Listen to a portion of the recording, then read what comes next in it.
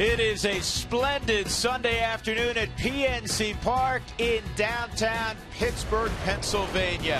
Final game of this four-game set between the Rockies and Pirates. The Rockies off to a fine 5-2 start as they try to take 3 of 4 here in the Steel City. And good afternoon, everybody. Glad you're with us. With George Frazier, I'm Drew Goodman. We begin today talking about Ty Wigginton. He had that huge hit in the 8th inning yesterday. A bases-clearing 2-out, 3-run double. This is what he's always been about. He loves to hit. This is a guy that whenever the Rockies wanted to put some more puzzles out there and fill up those parts they needed to, he was one of the guys you get. You've seen him at third. You've seen him at first. Today you'll see him in his first start in left field. But more importantly, the one thing he plays and plays very well is hitter. He can swing the bat and does it in big situations as he did last night when he shot this ball down into the corner past Alvarez. And oh yeah, there's a whole bunch of people came around to score. Gonzalez, Herrera, and all of a sudden you drive in 3 when Lopez scores the 3rd run, and it was a difference maker in the ball game. Again, this is a valuable part, as is Lopez, who will be at 3rd today with Stewart down, still hurting a little bit from the flu bug. Yeah, Carlos Gonzalez also a little bit of a flu bug. That's why Wigginton will be in left field. That's the kind of hit on the road that eluded the Rockies a year ago, George. 2-out hits are huge, and when you come up with one of those and you're able to drive in those runs on the road, it gives you an opportunity to work your bullpen and get wins. Truck driver came through. Truck driver backed up and hauled off a nice little load last night. And hopefully more of that to come this afternoon. Rockies again looking to take 3 of 4 here in Pittsburgh. Rockies and Pirates, come on back with us. Avast there, me hearties. You have ventured into dangerous territory. Welcome to Pittsburgh.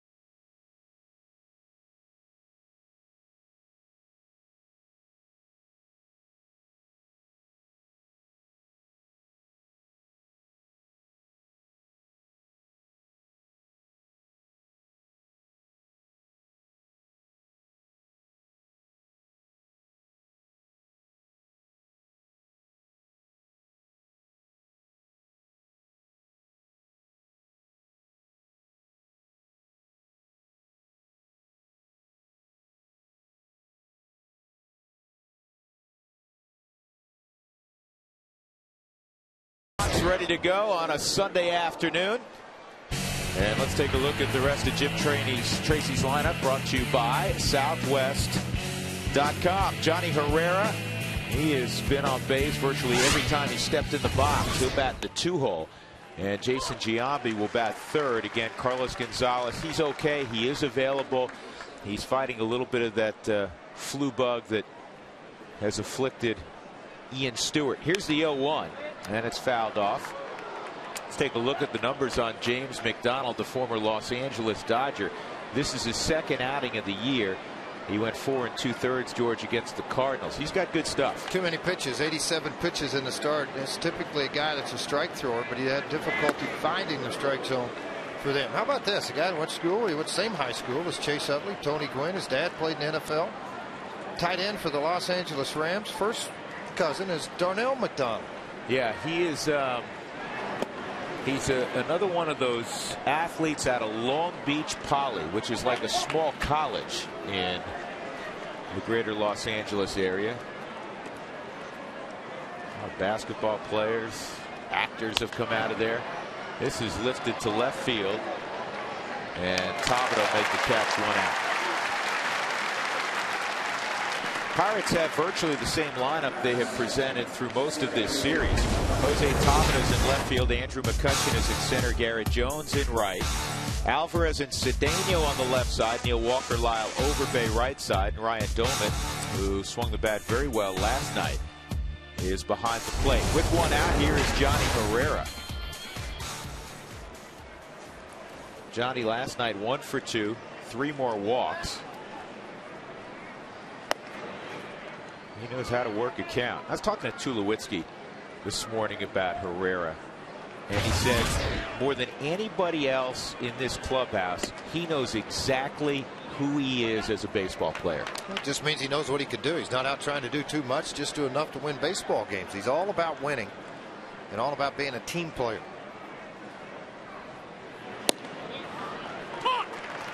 Friday night start time, 45 degrees. Oh, it was a cold day, and then today, sunny and 75. What a beautiful day for baseball in Pittsburgh.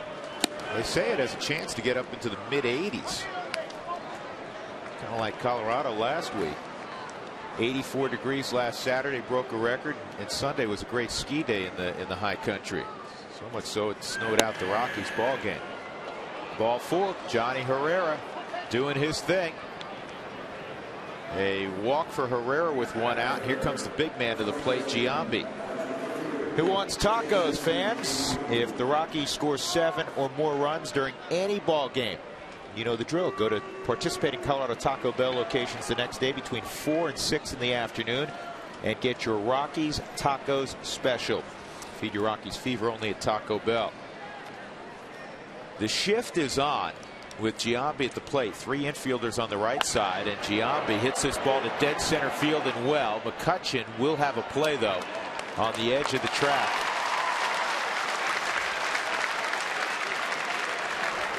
So Giambi just missed it. He homered earlier in this series. 2 outs, and that'll bring up Tulowitzki.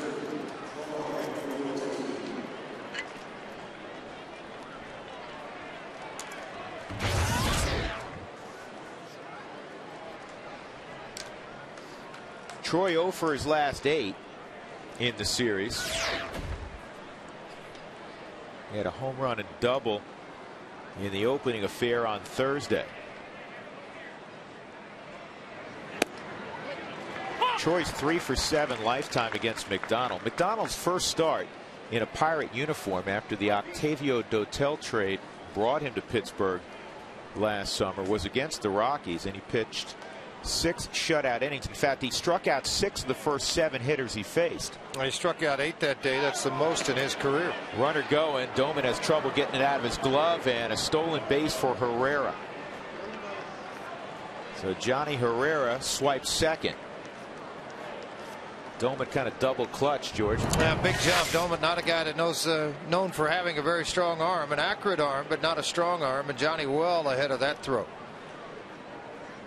Big jump. Did a lot of that on McDonald. And McDonald's concerns right now trying to get Troy Tulowitzki since there's 2 outs in the inning. Rockies have scored in the first inning in every game in this series. They got 2 in the first on Thursday. They scored 3 in the first on Friday on the 3-run home run by Giambi. Unfortunately, they never scored after that. They got a run yesterday in the first.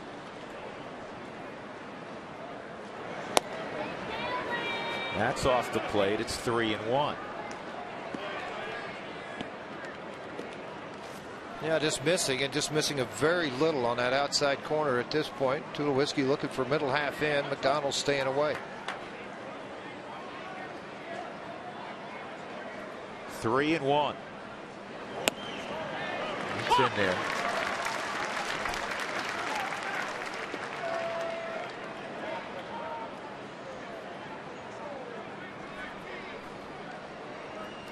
McCutcheon very deep in center field. 2 outs. Herrera at second, just underway in Pittsburgh. 3-2 on Tulowitzki.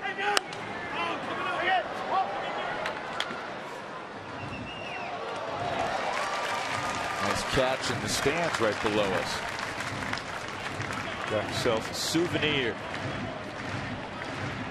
Seth Smith hoping to get an opportunity.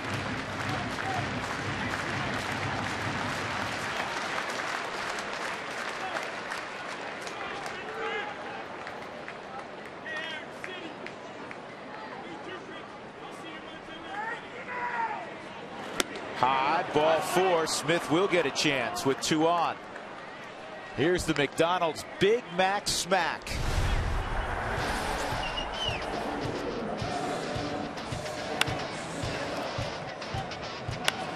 Last night, Smith hitting it. Well, it would have gone into the Allegheny, except there was a boat parked out there and it blocked the baseball from going in the river. Text Mick D to 720-720 and get 1 free Egg McMuffin or Big Mac with the purchase of any drink. Valid at participating Colorado, Nebraska, and Wyoming McDonald's. A Big Mac smack. Here's Smith. 2 walks last night in the ball game early in the first inning resulted in a run. The Rockies trying to do the same here, take advantage of the wildness of McDonald. Now, James McDonald had an abbreviated spring because he had a left oblique strain and he was shut down on March 11th. In fact, he was held back when the team headed north, and he stayed down in Florida for a few days before making that start in St. Louis, and he was on a pitch count that first day. They feel he's a little more stretched out now, but he's, you see, just 6 2/3 innings during spring training. 1-0 on Smith. Those games against big league teams, he did make 2 starts against minor league teams. The AAA team of the Yankees, he went 3 innings. And then his last start on the 31st came in a minor league game where he went 5 innings and only threw 69 pitches, though.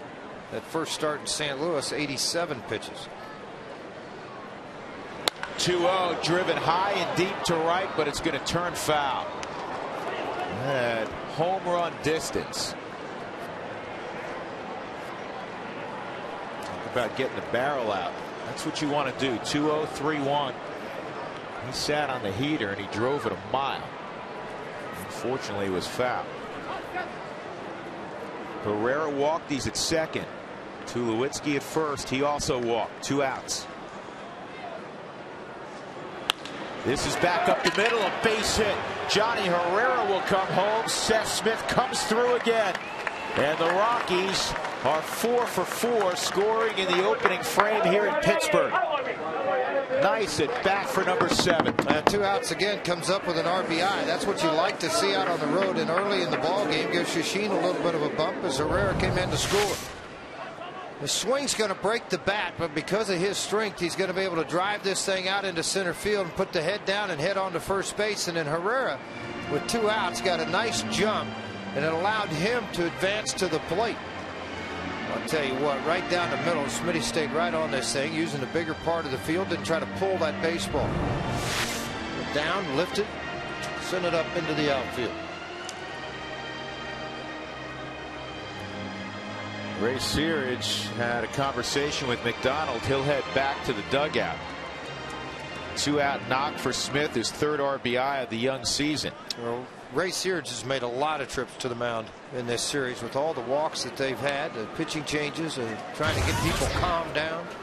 Injuries. Ollendorf is on the DL now. Oh, they had their number 1 pitcher have to throw an inning last night, Kevin Correa.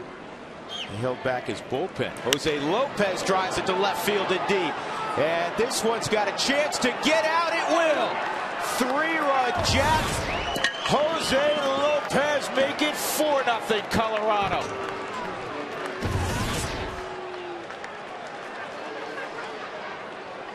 Second home run in a Rockies uniform for Jose Lopez. And that's one thing that he can do, and that's what Dan O'Down had hoped he would do when they acquired him from Seattle, is to revisit those 25-plus home run years that he had there. Fastball, middle half. Oh, man, it's like he knew it was on the way.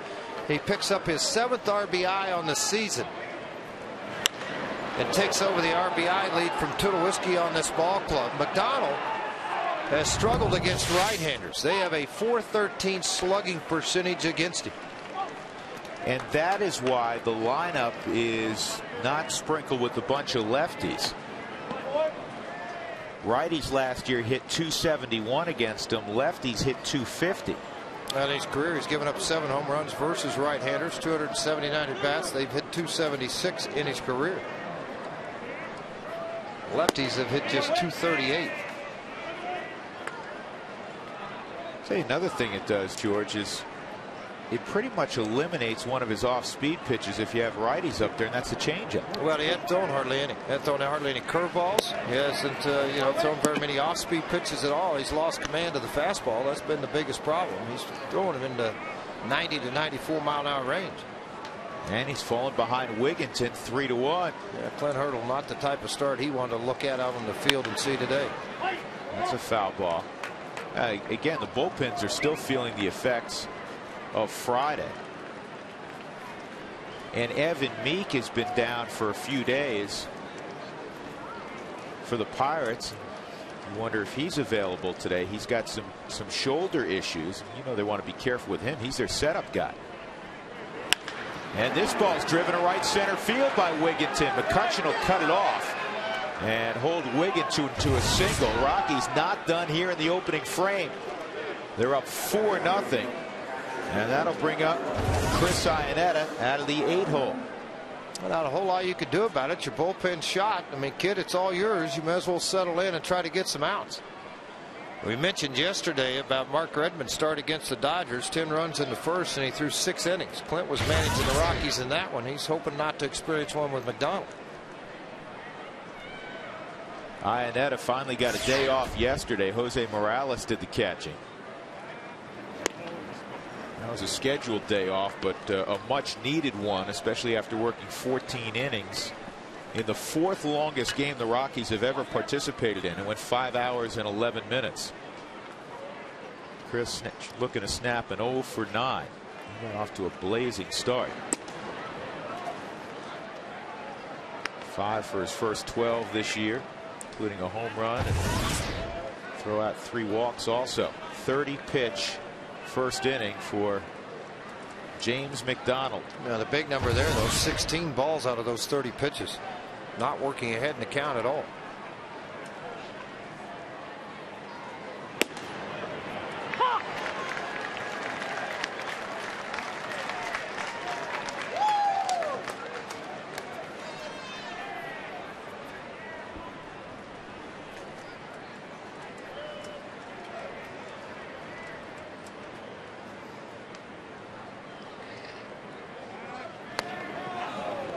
Boy, that had Glenn Allen Hill moving faster than he has since he wore a uniform as a player.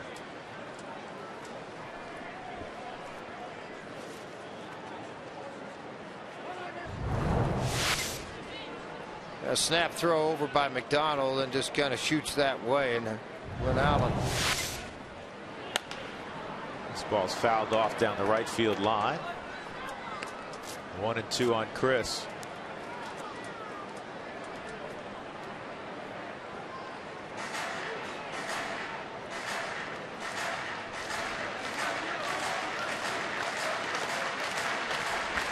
Nobody's enjoying this more than that man, Yolis Chacin.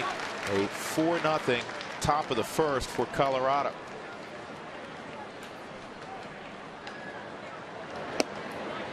Missed with the breaking ball, and it's 2-2.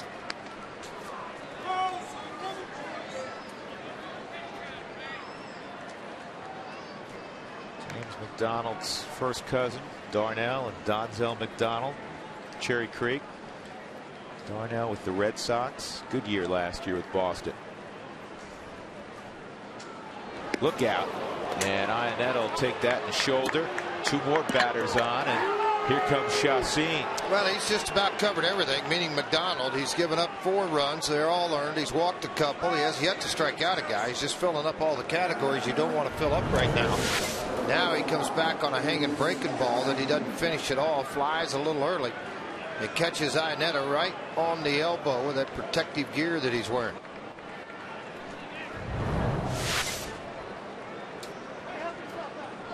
Lovely time for Chacin's first hit of 2011. If he gets a pitch to hit, I mean, McDonald is all over the map. This is kind of, George, how Charlie Morton started last night. He couldn't find the strike zone. He just got out of there with only 1 run of damage, though. I mean, he was able to finally get some ground ball outs. 1 ball, 1 strike on Yolis. In 21 starts, the Rockies last year averaged 4.6 plus runs of support. In his 10 losses, the Rockies scored 17 runs. So when they get him run support, he's tough to beat.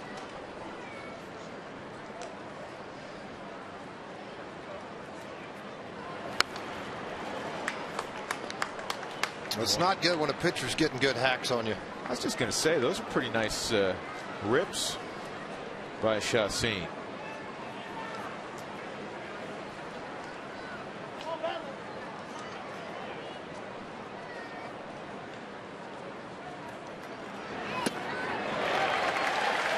The Rockies hit around in the first. James McDonald takes that slow walk to the dugout. Colorado gets 4. Jose Lopez with a 3-run jack in the first.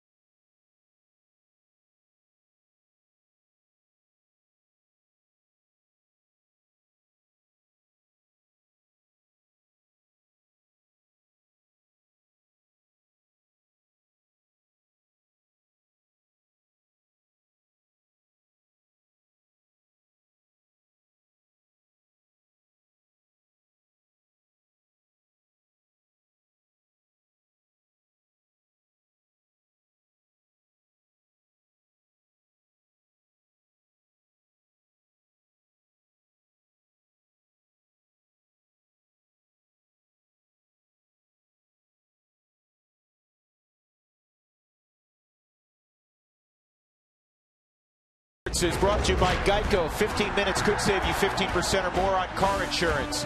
By the Ford Super Duty, built stronger, tougher, better, built Ford tough. Ford Super Duty, drive one. By Wells Fargo. Wells Fargo customers visit wellsfargo.com/Rockies for 2-for-1 club level seats. By the Frost Brewed Coors Light, the world's most refreshing beer. And by Southwest Airlines, new Rapid Rewards, unlimited reward seats, and no blackout dates. Beautiful day in Pittsburgh, especially if you're a Rocky. Rockies get 4 in the first. Here's a summary on that inning. It took 17 minutes for James McDonald to secure 3 outs, and there were 3 2-out knocks. Here we go. Yolis Chacin to the very hot Jose Tabata. He's got a 9-game hitting streak out of the gate this year, and he's hit a home run in each of the last 2 ball games. Great start for the 22-year-old, and that misses 2-0. And let's look at Shashin's numbers. That first start, outstanding, obviously, for Yolis Chassin. Now, he has struggled in his lone appearance. It came back on August the 11th against this Pirate ball club. So he wants to change all of that from that start where he walked 6. That was a career high. 97 pitches thrown over those 7 innings, just 5 hits, 4 strikeouts, did not give up a run. 2-1. It's top to third. An easy play for Lopez. Let's take a look at the Pirates lineup for Clint Hurdle this afternoon. Neil Walker will bat the 2-hole. Lineup presented by Southwest.com. And then Andrew McCutchen third, Lyle Overbay fourth, Pedro Alvarez fifth. Doman, a home run and a double last night. He'll bat sixth. Then Garrett Jones, Ronnie Cedeno, and James McDonald. Here's Walker with 1 out. Switch hitting second baseman and strike 1. The whole key is really for any pitcher, but particularly for Yolis Chassin, his fastball command, George. Well, you got to have fastball command regardless of where you're pitching from 10 and under on up. There's a shot right at Giambi. He catches it. But if you do have both sides of the plate, it increases your ability to have success, particularly at this level, and it sets up change ball, curveball, slider for him if he can throw that fastball for strikes. 1 step and a catch for Giambi.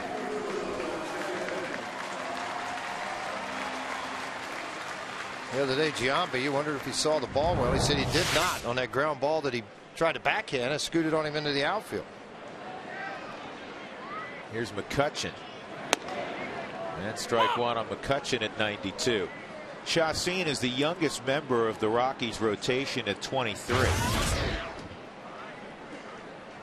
7 innings of shutout baseball in his first outing. And it's 0-2. And the amazing thing about that performance, George, to steal the often used now slogan, I guess, of Tiger Woods from way back when he said he didn't have his A game. Well, not only did Chassin not have his A game, he probably didn't have his B game against the Dodgers. And to give you an idea how talented he is, he still had 7 shutout innings. 7 shutout, and probably the reason he said that, he set the Rockies rookies record for strikeouts a year ago, and he only had 4 in the ball game in 7 innings. I think he expects to go out. He's averaging 9 strikeouts per 9 innings pitched in his career. He expects to do just that. The 1-2 is a slider that's hitting the air to shallow center. A 1-2-3 beginning for Yolis Chassin. Rockies will take a 4-0 lead to the second. They'll be at the top of the order again.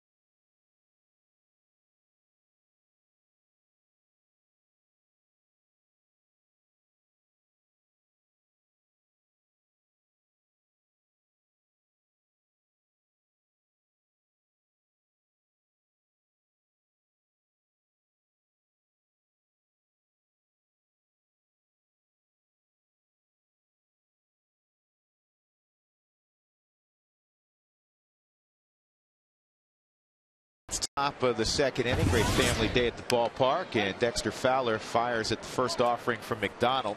He had a fly ball to left beginning the ball game, and then Herrera walked. Giambi flew to the middle of the warning track in center. Tulowitzki walked. Smith singled in a run. Lopez 3-run home run. Rockies almost scored again after that. Wigginton had a base hit. Iannetta was hit by a pitch before Chacin struck out. And this ball is driven with authority toward Tabata. He's going to get back and make the catch. So allowed first out as we check in for the first time this afternoon with Alana Rizzo. Hey, Alana. Hey, Drew. Thanks very much. A quick update for you on Ubaldo Jimenez. He's been involved in some long toss sessions, some aggressive long toss sessions. He threw a bullpen today, and here's what he had to say after his session. Everything went good. My fingers felt really good. I was able to throw all my pitches. I was able to squeeze the ball and put a lot of pressure on it. And it didn't feel bad at all, so I think I'm ready. The plan for Ubaldo Jimenez now is he's on his way to Scottsdale. He will pitch in a minor league game in Scottsdale on April 13th. If everything goes well, he is able to come off of the disabled list on the 17th. Guys, he could make his next start for the Rockies as soon as the 19th, possibly on the 18th if they flip-flop him with De La Rosa. Well, that's really good news, obviously. Now getting the warm weather, George, and face hitters. Well, you got to go down there. Even though it's going to be A-ball hitters, it's still one of those deals, or extended spring guys that weren't good enough to make a full season squad. You're still on a mound. You still have people watching the game. You're going to have to go out and do what you want to do and get a number of pitches in. 2 outs. Johnny Herrera skies to right. Let's hear from the head trainer, Keith Duggar, on Ubaldo. Threw a 50-pitch bullpen, let all of his pitches go. His thumb felt great, and probably have him fly to Arizona tonight. Probably throw another side work, and then possibly in a game. You might be the calmest collective trainer you've ever been around. He is at the top of his craft, too. He is exceptionally well respected. Member of the all-star training staff last year. As good a guy as you'll meet, too. And Alana, gets her nails done with him as well. This is a bullet to the short fielder. The second baseman Walker playing out in right field. You got to get a half a hit for that. Yeah, you know what? You could mark that down, Fresh. Rockies up 4-0, middle of 2.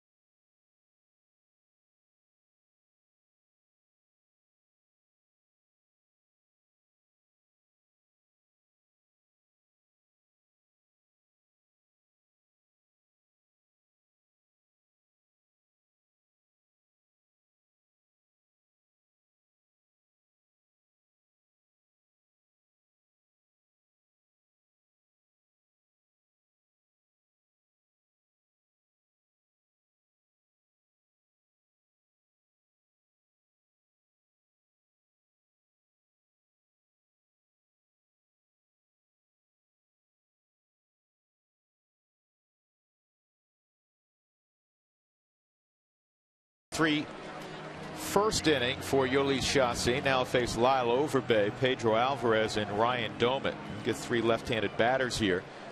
Man, how neat is that? You know what? Pretty little girls. Twinkies at the ball yard. Yeah, all the way around. I gotta believe, George, the one that's getting a little sip of lemonade there. A little younger. That one's that may be the maiden voyage at the old ballpark. She might be getting Coca-Cola. A little sip of Coca-Cola early. Now go get her like a cinnamon toast or something. Make sure she stays up for the whole game.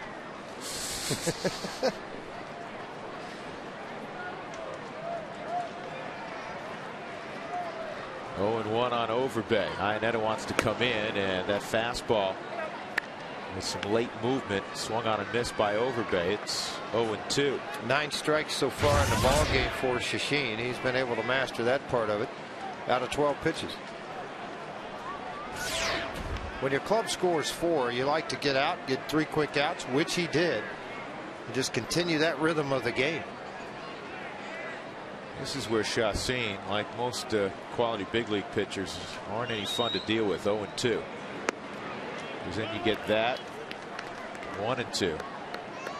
I love the description that Jim Tracy has for his secondary stuff. He said he has wipeout secondary stuff. You see a ton of swings and misses with his curveball, his changeup, late slider. Just missed. Eric Cooper's behind home plate. Well, if there's anything that he does that you want to try to change every now and then, is that late head jerk. And when he does that, that side pulls here, and you see over here on the strike zone, everything's staying away. But you know, when he keeps his head on line, that secondary stuff is outstanding. Easy play for Yolis. Let's take a look at our save of the week. It's brought to you by the region's Touchstone Energy Cooperatives, who remind you to adjust your thermostat and start feeling the savings. Visit togetherwesave.com. Last night, Mr. Lindstrom was working the 9th inning, and he got a 6-4-3 to end the ball game. Houston Street was down after working 3 innings on Friday night. First save in a Rockies uniform for Lindstrom. 23 last year with the Houston Astros. Alvarez gets a slider down low, ball 1.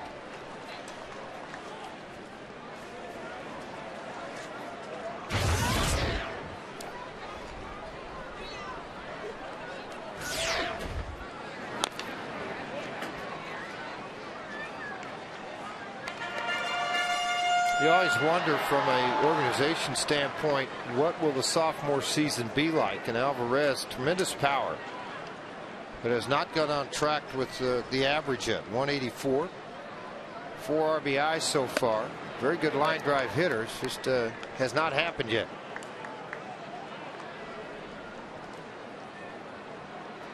Two and one on Alvarez. And one thing about this level too, if you have a hole, most major league pitchers are going to stay in it. The word spreads quickly. And a bouncing ball up the middle. Johnny Herrera is not going to have a play. It'll be a leg hit for Alvarez.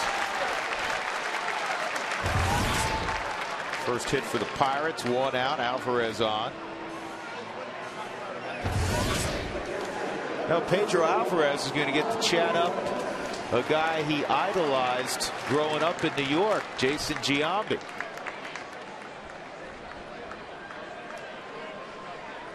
Giambi got to visit with him the other day.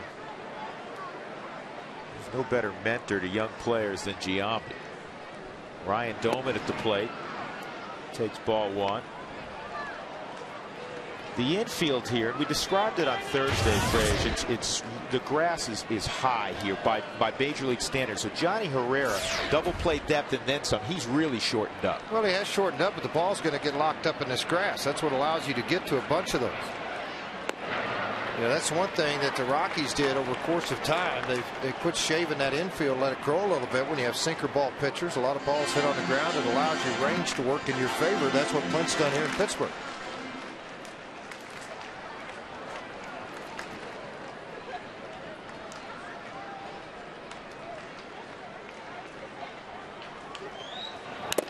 Look out.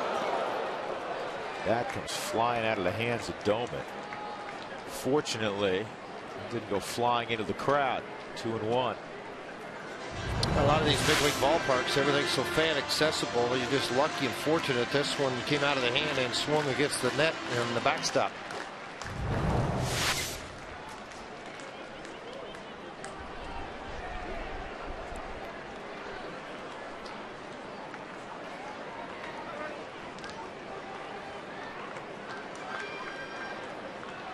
Home run last night by Doman, his 48th as a Pirate catcher, 4th on the Pirates all-time list. They're going to have a little bit, have some question marks when Snyder gets back. He's tearing it up. I know it's A-ball. Chris Snyder used to catch for the Arizona Diamondbacks, traded here last year. Is on a rehab coming back. They'll split time somewhere. Well, Dolman can go and play the outfield a little bit if you wanted to go catch. out there. Yeah, if you wanted to have 2.5 catchers. Ground ball, it's going to get in the hole. Base hit. Alvarez will stop at second.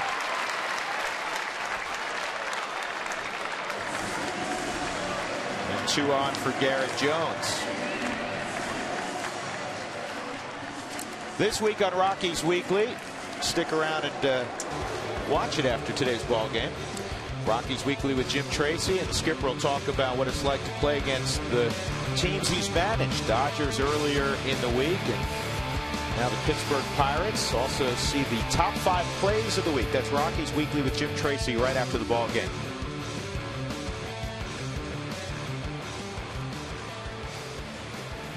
A bit of a situation here for Yolis Chassin with the Rockies up 4-0 in the bottom of the second. 2 on and 1 out. Garrett Jones at the plate.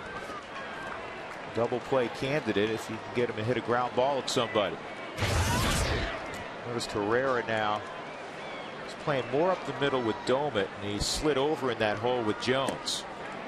An indication of maybe how Jones is more of a pull hitter, or how they want to attack Garrett Jones here. Jones so far this season has 5 hits. He hasn't hit anything to the left side of the infield.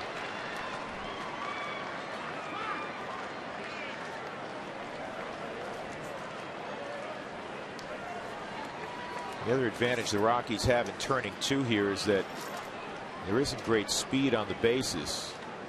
Dolman at first. And that misses. So again, Chassin having trouble harnessing that fastball. Be at Coors Field April 15th, 16th, and 17th to root on your Colorado Rockies against the Chicago Cubs. Call the Rockies at 1-800-388-ROCK or go online to ColoradoRockies.com, the dugout stores, and King Supers to pick up tickets for that series. Pick on, and Alvarez gets back in. Seemed to be a little bit of hesitation on Chassin's part. Tulowitzki was there early, throw was there late.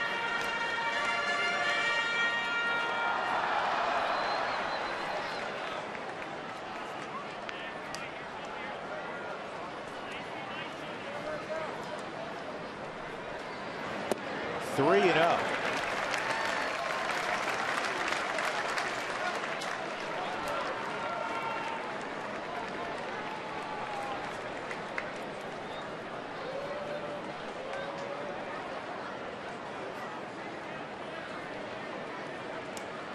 Rockies leading the National League in earned run average at 271. Ball 4. Now they're loaded up for Ronnie Cedeno. And here comes Bob Apodaca. And realistically, there's not a lot that Dak's going to tell him. Maybe 1 or 2 mechanical things. But what you're out there to do is to slow the game down a little bit. Let him take some deep breaths. Talk about maybe changing a pattern. You know, tell them one little thing. And the guy's like, oh, okay, I see, I got you. You know, and then all of a sudden you start to get some strikes. Well, things have jumped up here in the second inning. Obviously, it didn't take many to get through the first. Now here are the bases loaded and 1 out. Your pitch count will expand.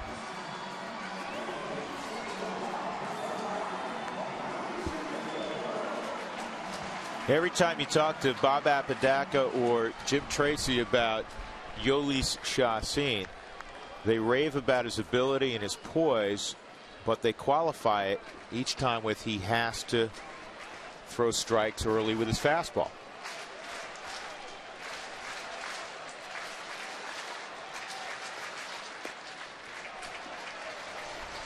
Off-speed pitch on the first offering to Cedeno, who is a very good fastball hitter. But more importantly, you're talking about slowing your body down and getting your arm in a proper throwing motion, and you hope that pitch is a strike, and then the rest will fall in place as far as finding the arm slot. 1 ball, 1 strike. Cedeno hitting in front of the pitcher, McDonald. They're in a pretty good place in the lineup, perhaps, to get out of this. Fastball just tipped by Cedeno. It Oh, that really hurts when that happens.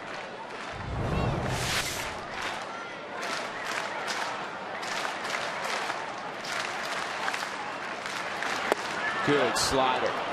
And this is what we talked about. He was right on the fastball from Shashin, and then he comes back with the slider. Just kind of a no-shot swing at this pitch. A little bit off the plate and down and away. It'll get location. You got to really create some arm speed to get out on top of this pitch and put it in that position. You have a tendency to hang it. They're going out there again. And good job by Iannetta shifting. 2-2. Well, some catchers will reach out and try to backhand that pitch thrown there, and Iannetta does a good job shifting out to keep it in front of him.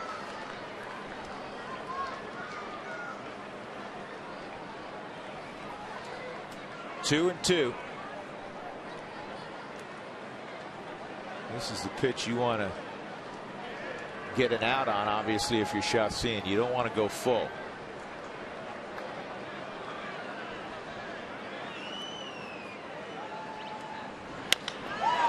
In the air to left center field, Wigginton and Fowler. It'll be Dexter. This will get a run home. And it's 4-1. Alvarez scores. Doman moves from second to third. Second RBI this year for Cedeno.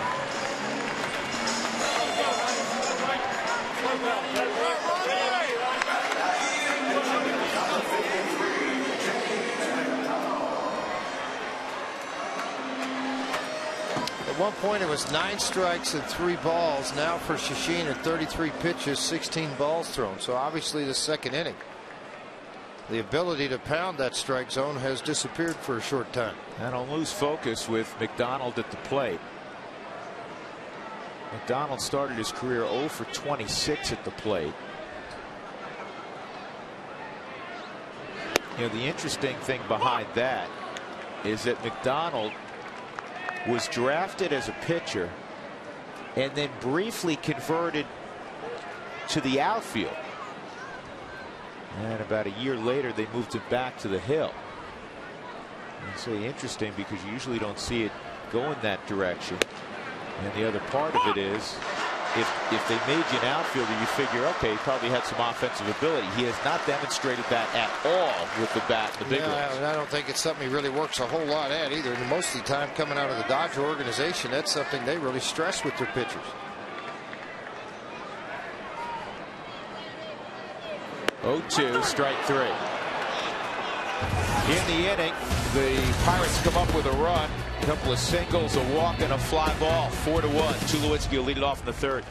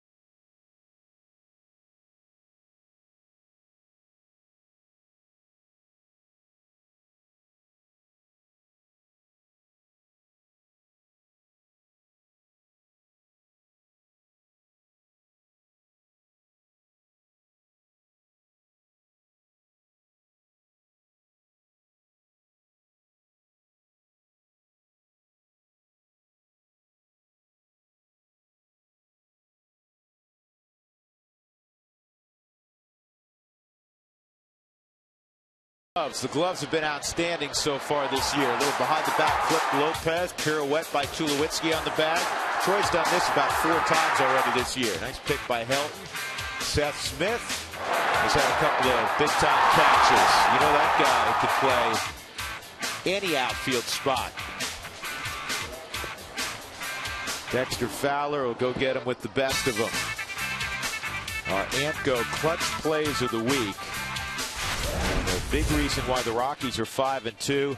Their defense so far. They're off to a 4-1 start here. Drew Goodman, George Frazier, Alana Rizzo. 3rd inning, Troy Tulowitzki, Seth Smith, and Jose Lopez against James McDonald. And this ball is driven to left center field. It's going to be a gapper. It's going to roll all the way to that 410 mark. And Tulowitzki has himself a stand-up double.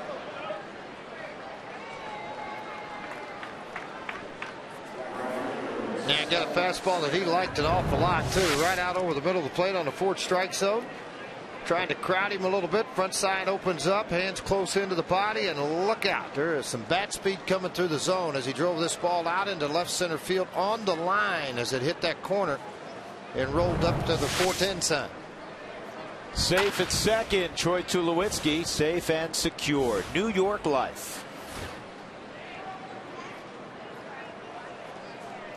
Smith got the rally going in the first. A 2-out deep count line drive to center field to score Johnny Herrera with the Rockies' first run, and then the very next pitch to Jose Lopez, he swatted into the seats and left.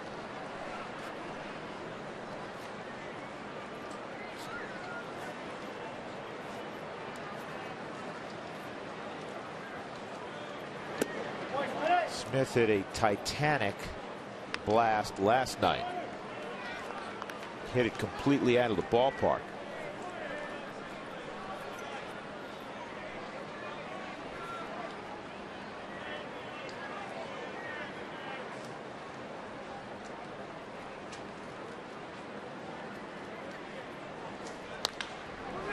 This will move him. That ball took a strange hop on Lyle Overbay. So at third base with 1 out, Tulowitzki. After the Coors Light cold hard blast. Jose Lopez with his 2nd home run in a Rockies uniform. A line drive shot to left.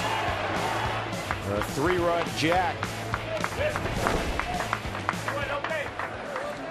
Clint Hurdle will bring the infield in here in the 3rd inning.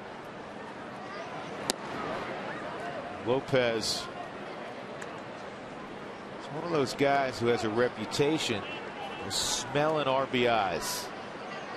He finds a way to drive them in.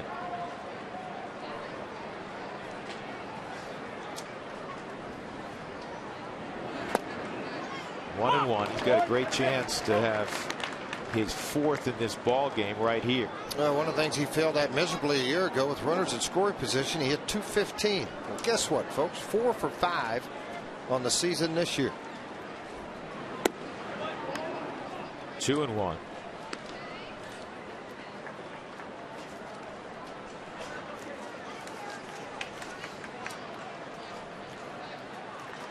Infield more halfway right now. This ball pulled foul.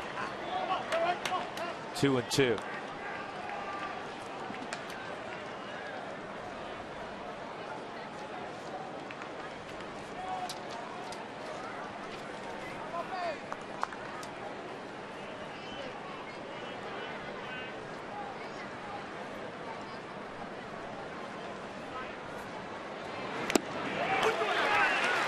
And McDonald gets a strikeout of Lopez. 2 outs. That'll bring up Wigginton. Windshield damage, call Safelight Auto Glass. The number is 303-287-5000. Online at safelight.com. That's a big strikeout from McDonald's perspective. Colorado trying to add on here in the 3rd. Leadoff double by Tulowitzki, but now 2 gone. Wigginton at the plate.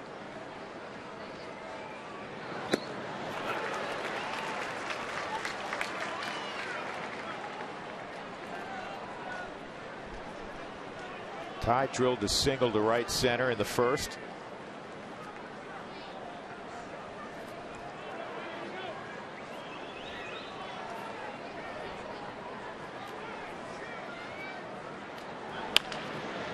that's foul. Last night, Wigginton in a 3-3 ball game with 2 outs and the bases loaded ambushed Jose Veras, and he got it by Pedro Alvarez this time. Of course, he was robbed of a potential game-winning hit with the bases loaded the night before in extra innings. This one cleared the bases. First 3 RBIs in a Rockies uniform for Wigginton. There'll be plenty more. 0-2 on the ground to third. And Alvarez throws out Wigginton, and the Rockies do not capitalize on the early double by Tulowitzki.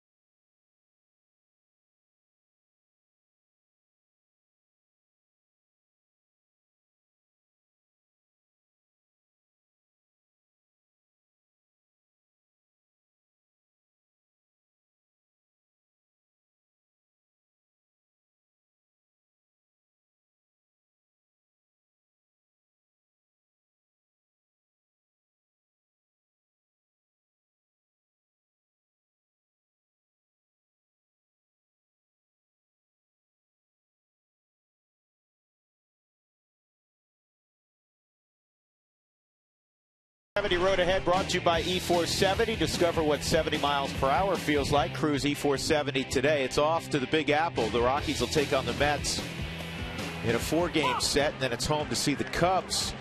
And all the ball games will be right here on Root Sports, save that Thursday afternoon ball game, which would be late morning back at home.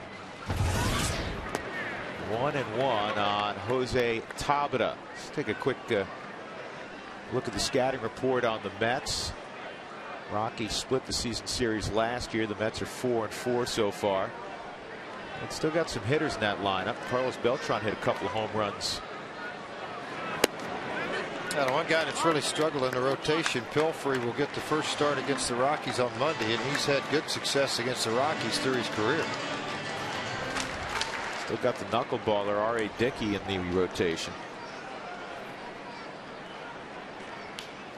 That's like Jim Tracy. This is going to catch Tabata. The one thing Jim Tracy talks an awful lot about, pitching and defense. Right now, the Rockies in the National League ranked #1 in pitching with a 2.71 earned run average. They're second in the league in fielding. So you're pitching it pretty well and you're catching it well. You're going to win a lot of ball games. But you can't defend this. No, tough to defend this one. I mean, you're trying to get out of the way of it. See him trying to jump, just catches the bottom of the elbow. Not what you want to do at the top of the order.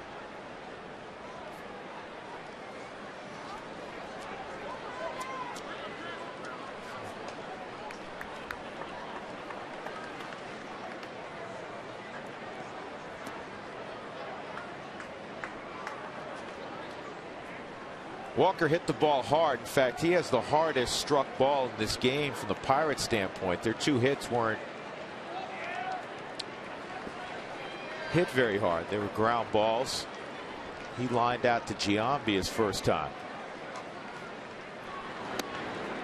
And again, a bad miss on the fastball. Talked about the defense early in this ball game. One step and snatch by Giambi off the bat of Walker.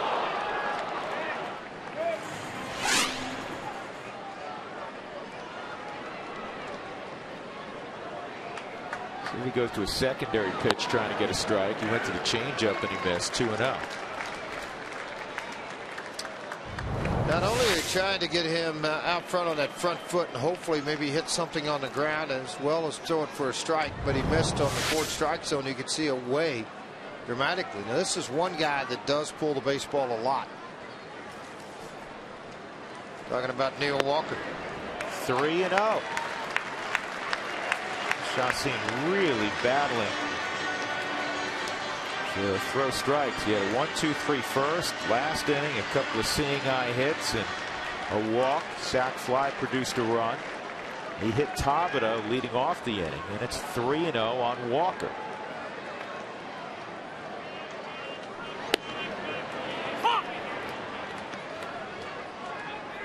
Walker this year has a total of 11 hits, 8 of them to the right side of the infield. It is a dead pull situation.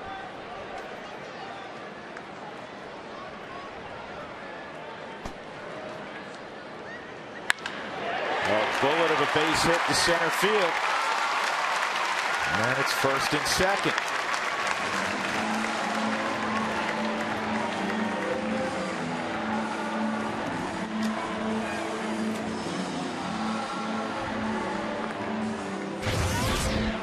Honus Wagner, the great Pirate, and our Geico quote of the day: there ain't much to being a ball player if you're a ball player. Makes sense, George. It does to me. Well, I think.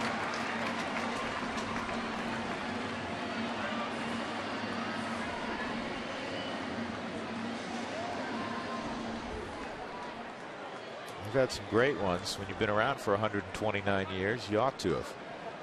Andrew McCutchen, fly ball to center field his first time.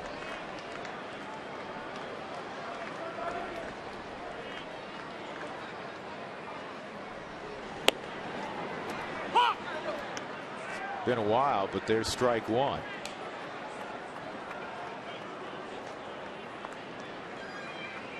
McCutchen is scuffled in the series. He had a hit last night. He snapped an 0 for 11 spin.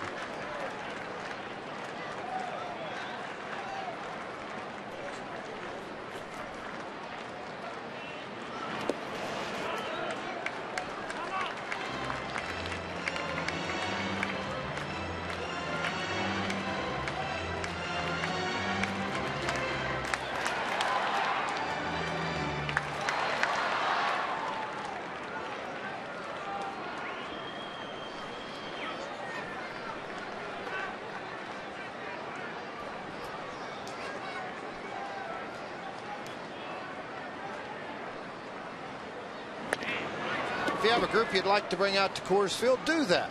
You get the discounts and you get some scoreboard recognition when you bring that group out to Coors Field. So make a phone call to the Rockies. There's $24 green packs. They're all available April 18th and May 1st. ColorRockies.com for more information.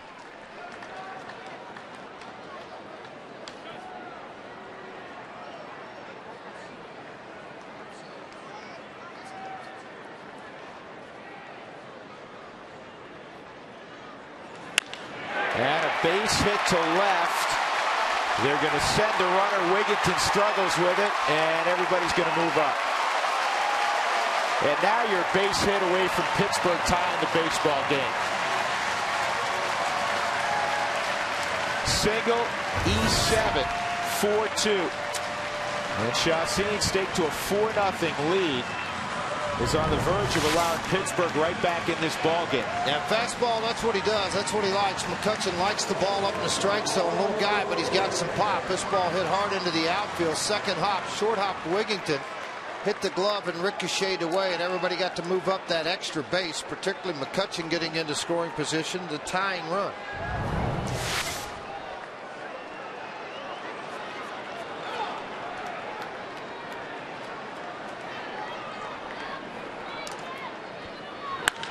And this is going to tie it up.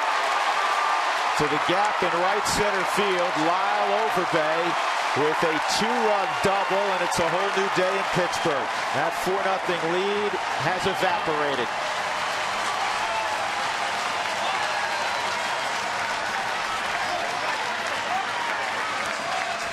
This is not the Chassin we're used to seeing. No, his very first start came here against the Pirates. I mean, it was all the way back in 09, quite a ways back, August the 8th. It didn't go well for him then, and so far right now, things are starting to bite him a little bit too. Fastball right down the middle to a veteran power hitter at Overbay. He just takes his fastball right back up into right center field and a couple of RBIs. Overbay now has 6 RBIs, tied with McCutcheon with 6. Neil Walker with 8. You're not out of the woods. There's nobody out. Runner at second.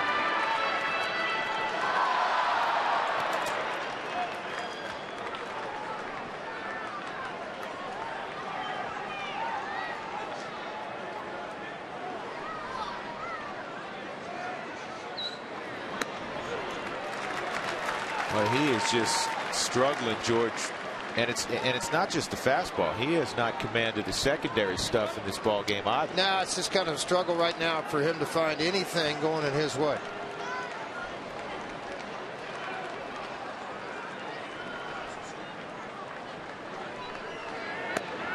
That's not close. 3-0.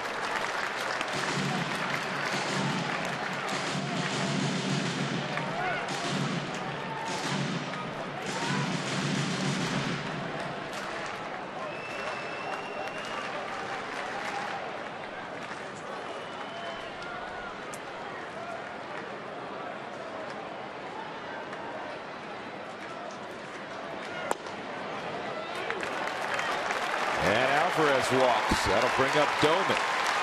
And again, Bob Apodaca will walk to the mound.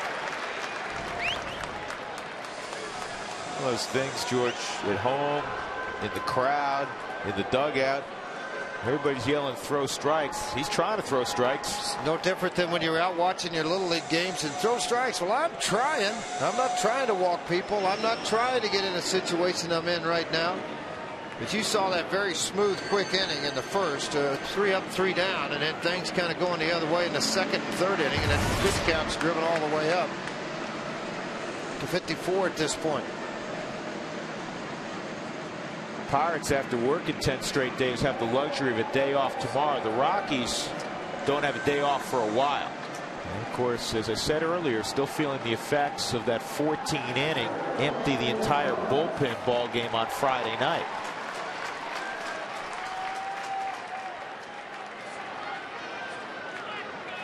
Chassin's got to figure it out.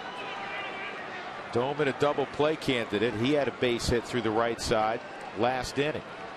4-4 game now.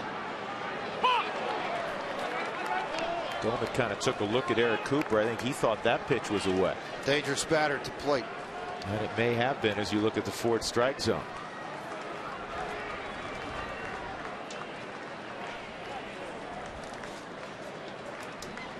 Overbay doubled in 2. He's at second. Alvarez at first. This could be 2. Good play by Herrera. And the Rockies will turn it over. That's a great play by Johnny Herrera.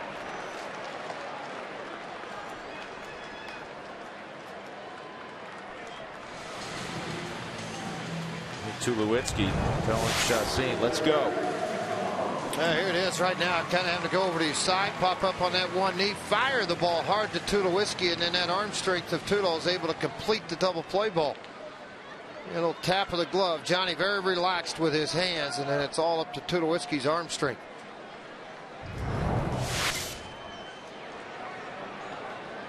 Garrett Jones, he walked his first time.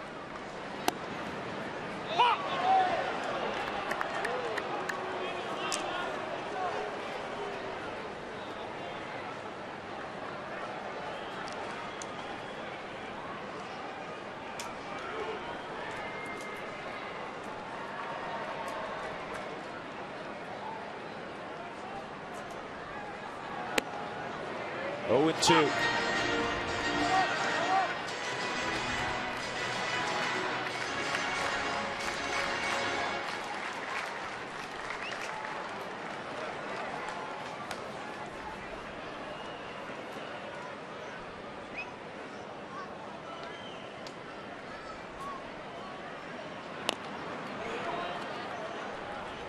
All of the runs this inning are earned. The double by Overbay would have scored McCutcheon. Even had he not moved up on the error by Wigginton.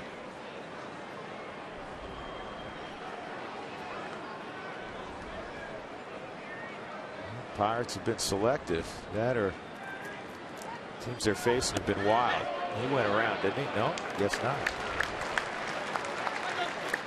Well, Greg Ritchie's preaching what Clint Hurdle's wanting. I mean, he's a messenger to these hitters. Be patient, get pitches you can drive, but not chase the breaking ball.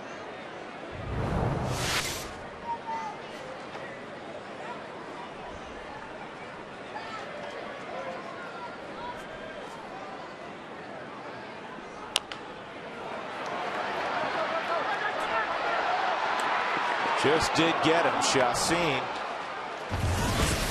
Almost had trouble picking up that baseball. 3 runs in the inning for the Pirates. It's 4-4 as we go to the 4th.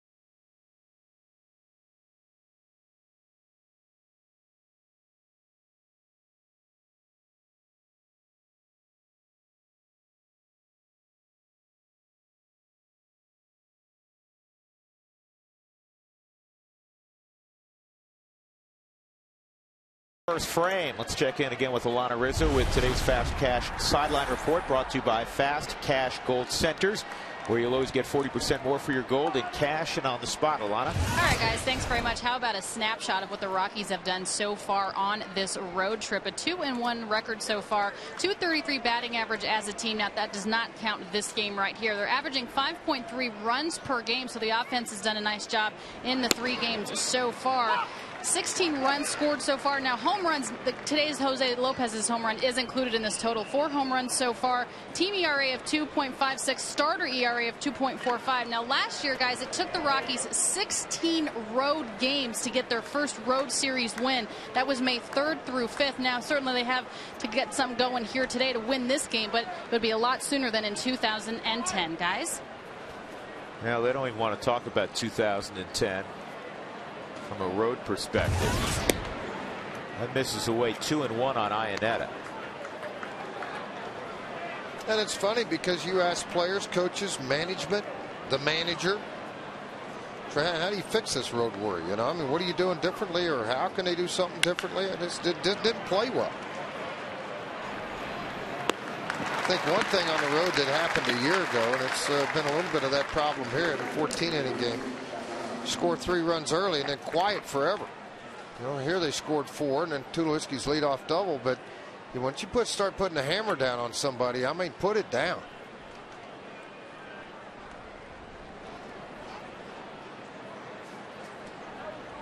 Chassin at the plate. You give the Pirates, after that 3-run inning, a chance to get right back to the dugout. You're in the bottom of the order. McDonald got Iannetta on a hard hit ball to short. And you got the pitcher.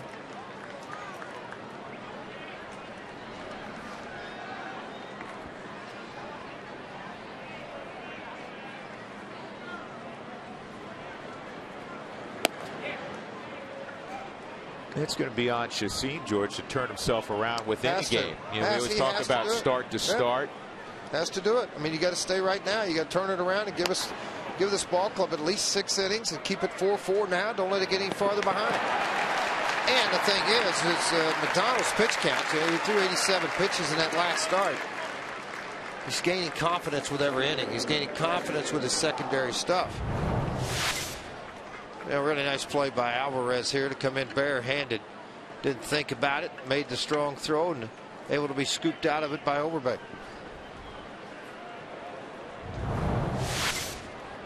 Dexter's twice hit the ball to the left fielder Tabata. Once was a kind of a loopy fly ball. The last time he drove it in that direction. And this one toward the hole and on through, a base hit for Dexter to right. Chance for the Rockies to get the run game going again. Johnny Herrera at the plate. You know he's going to give Fowler a chance to run. That's what a good guy sitting in the 2-hole.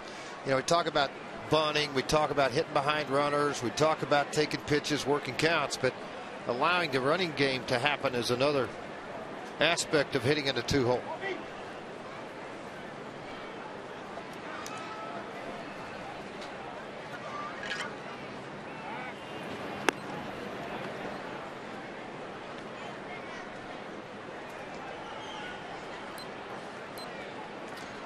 Yeah, best time yesterday that I got with Kelly Domet behind the plate, or Ryan Domet behind the plate, was 2.1. So he's not particularly quick, but low average big league throwers, the average 2 flat.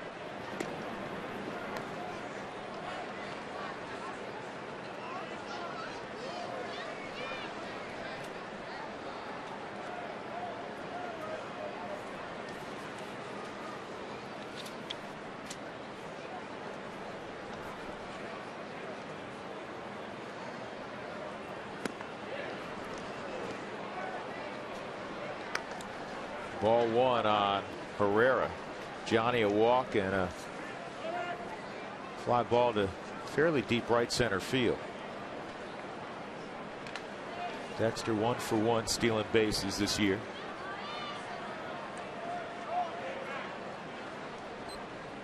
There he goes. And the throw to second is in time.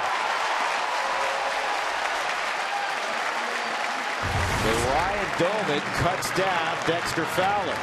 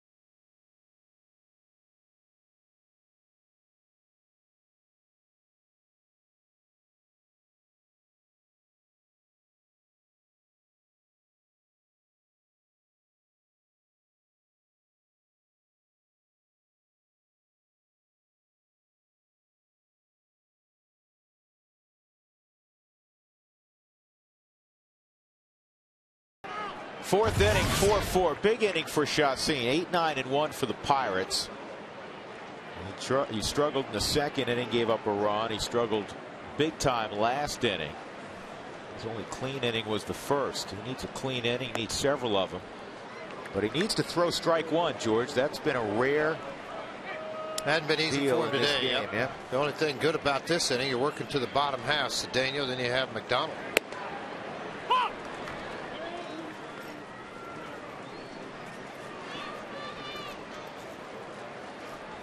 Sac fly for Ronnie Cedeno, his first time up.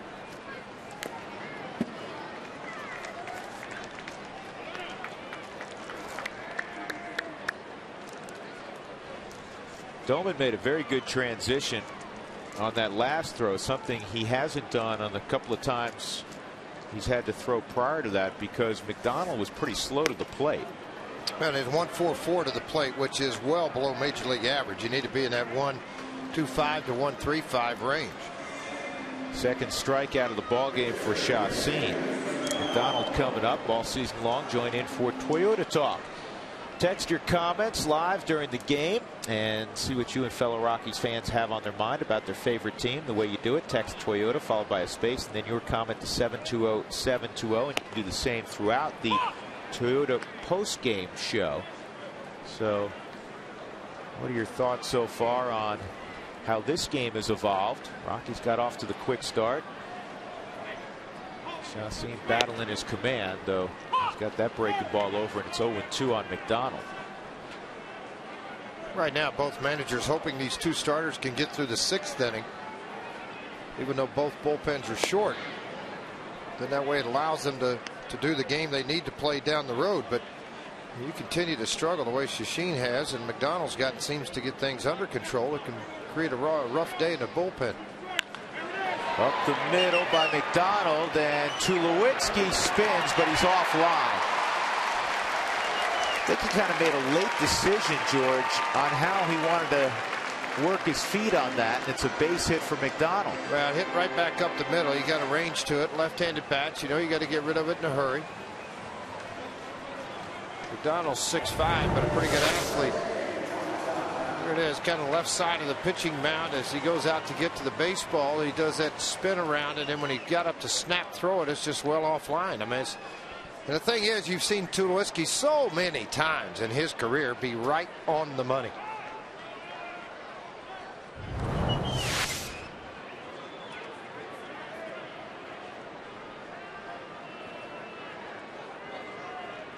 And now you have the top of the order, one out and a man on base. Jose Tabata, 0 for 1. He was hit by a pitch last inning.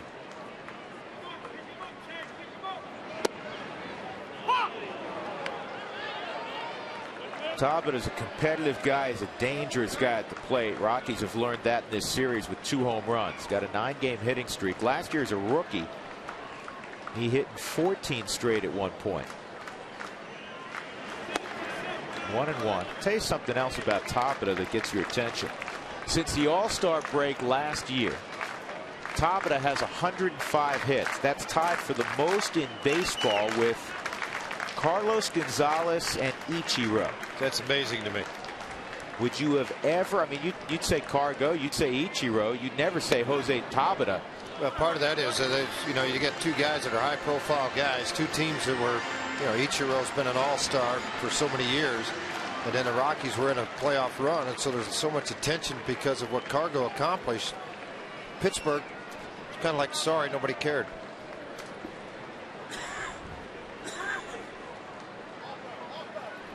Two-1, good pitch. Tabata sitting on the fastball, and it's 2-2. He was fooled there.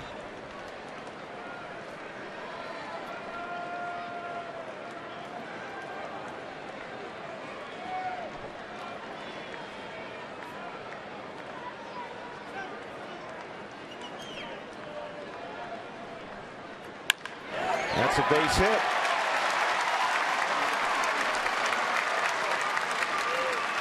And he's got a 10-game hitting streak to begin 2011.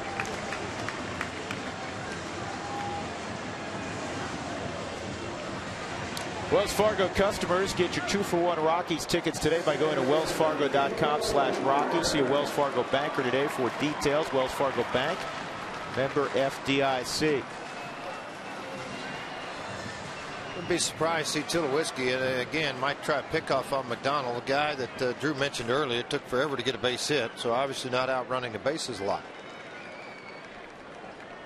See if he anchors himself down at second base. Walker hit the ball hard last time up for a single. Guarantee you Nick Leyva, the third base coach, is thinking about it.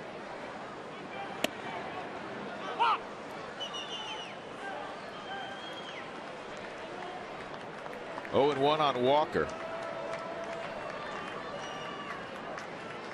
He's hit 8 of his first 10.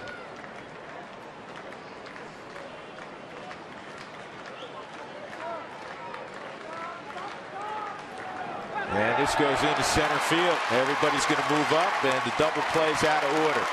That's one thing about the pickoff move. It has to be perfect. It was not perfect from Shashin.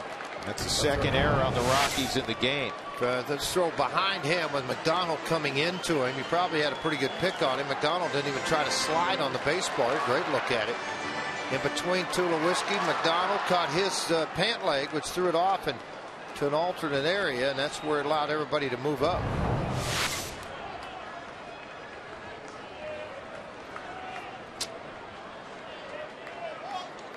Rockies conceding the run if Walker puts it in play in the infield. That's on the inside corner, 1-2. Second time on that fastball, it comes in and locks up the knees of the hitter. And Chassin, in his young career, has struck out a hitter, a hit, an inning. In his first outing, he struck out 4 in 7 innings. He has a couple today. This would be a dandy time to have his third of the ball game.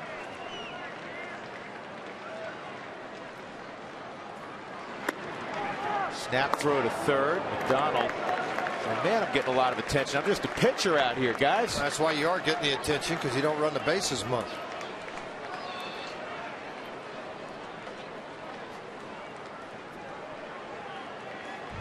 Plus, it worked a little bit to the favor. You're going to see, look at Lopez making a move, so the pickoff was on early from Iannetta to Lopez, because he started moving over as the pitch was going to the plate. You do that, left-handed bat and a left-handed pull hitter up. As a third baseman, it's pretty easy to leave your position a little early and get into that position for a pickoff.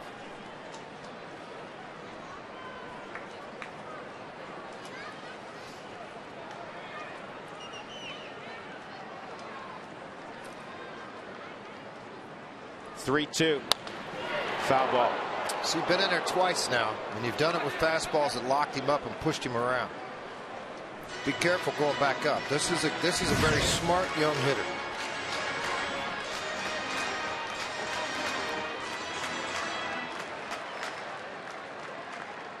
One and two. Talking about everything game. The one he missed was up and out of the strike zone. It was a bad miss.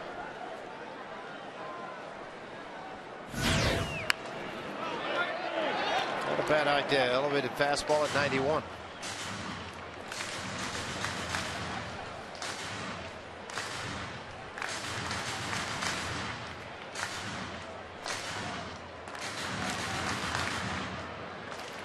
Last time up, you can see the base hit was on the ball directly in the middle. Everything else was down and away. So you're changing a pattern on him, trying to come in to see if he can handle those pitches on the inner half.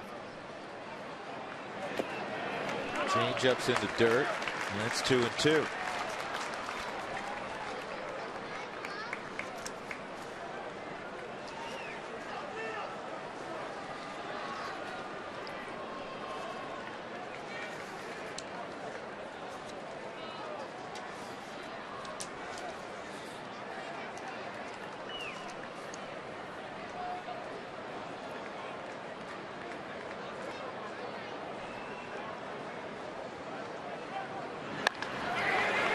Giambi's going to make the play. He's got to scramble the bag. He gets an out.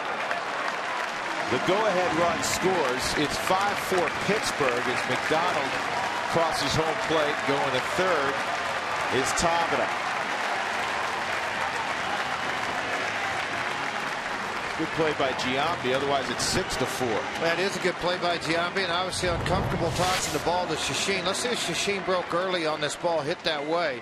Or was it a late break? Because when Giambi turns to look, your pitcher's got to be there, and he was. But Giambi, reluctant to throw it, decided to take the slide. When you slide like that, obviously, maybe you're going to get the out, and he does, versus running across the back. Avoid a collision.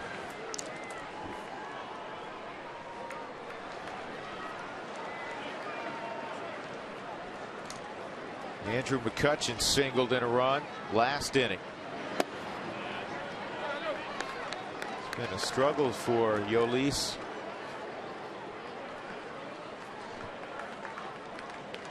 Other than the first inning.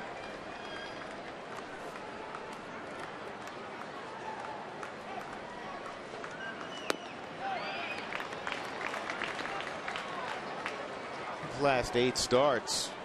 So last year he had an ERA just slightly above 1. He was tough to handle.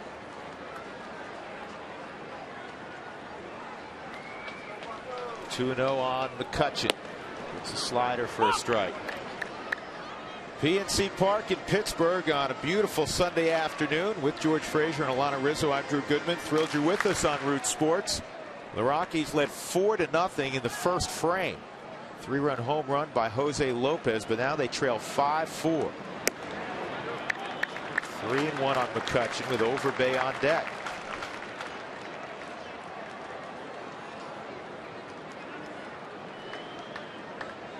.71 pitches in for Chacin.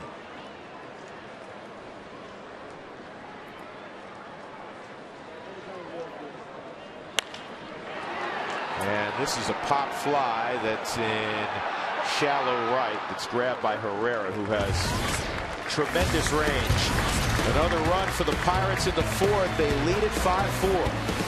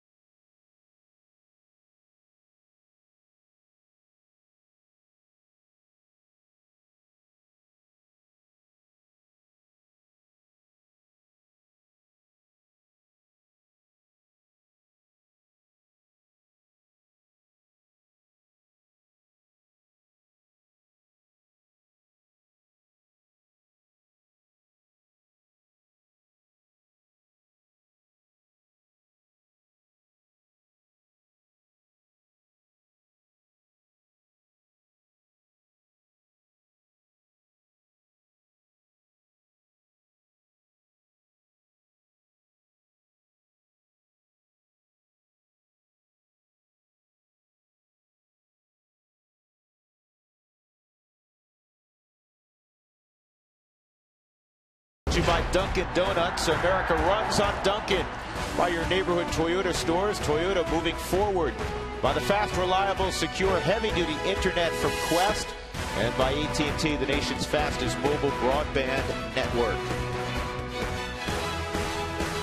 Third look at James McDonald for Jonathan Herrera. And the first pitch is in there for a strike. McDonald is settled in. He gave up 3 runs on 3 hits in the first inning as the Rockies sent 9 to the plate. He's allowed 2 hits since then. Rockies blew a great chance to score in the 3rd. A leadoff double by Tulowitzki to left center. He was moved to 3rd by Seth Smith, but Lopez struck out and Wigginton grounded out. Tabata shortened himself up down the left field line too. He's not playing as deep or over into the gap, so it tells you they think velocity. McDonald can prevent getting the ball pulled or shot into that gap.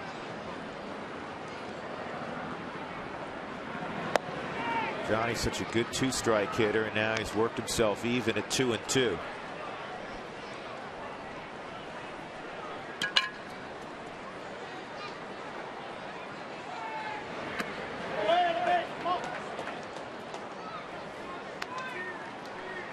Still trying to figure out how he went as undrafted as a Rule 5 pick in 08 and 09. Yeah, he was exposed. Good little player. Yep. fouled off. Well, of course, Well, maybe during he came into his own too, though. I mean, that's part of it too. He got a shot here and really did a great job. Well, during that time, Everett Cabrera out of A-ball was plucked in the Rule 5 draft by the Padres. Well, so was Steve Patton, the right-handed starter, went over and was with the Chicago Cubs. He'll draw a walk here, just what the Rockies needed. He leads the club in walks now after 3 ball games. He's averaging about 2 walks every outing. Well, at Root Sports, we're with the Rockies every day. You can be as well. Stay up to date on all your favorite players by texting alerts to 720-720. That's alerts 720-720. Stay connected this season with Root Sports. Giambi at the plate. He's hit it hard twice. He drove Andrew McCutchen almost to the wall in center field in the first inning. And then hit a line drive to short right field. The problem is they had the shift on and Walker was in short right field. It was a one hopper to him and he threw out Jason. This ball is in the air to shallow left. Yeah, with that shift on, everybody had to take off running. Alvarez did in order to get to the baseball. Pretty nice play on his part.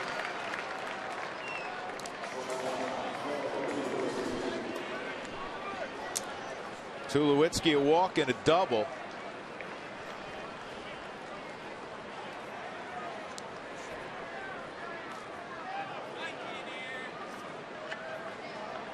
Fifth inning, the Rockies trailing 5-4 after that 4-zip start.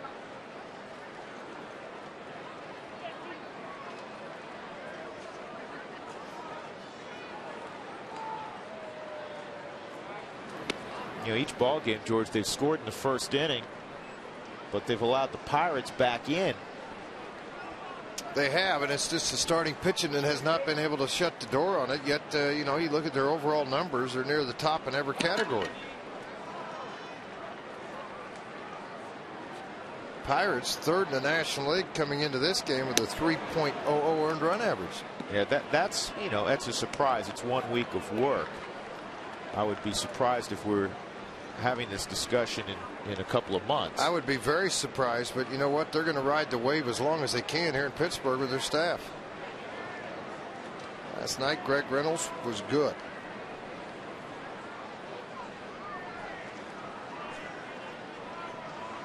Ran into Greg's dad this morning at the team hotel, and he said, "Boy, I'm relieved."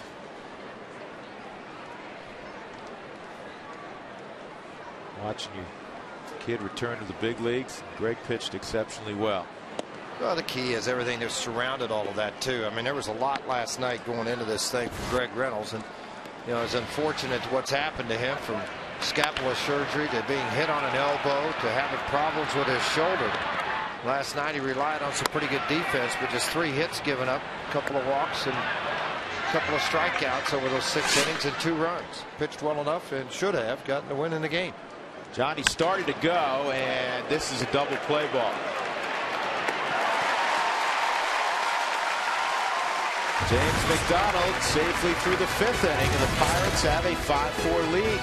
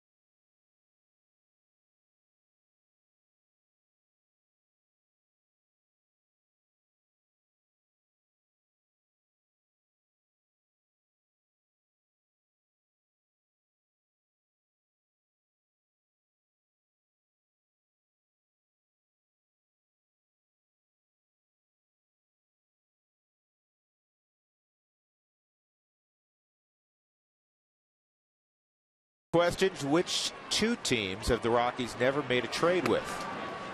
Lyle Overbay takes strike one, or excuse me, ball one. Altoona, Curve, and the Reading Phillies. They never made a deal with Altoona?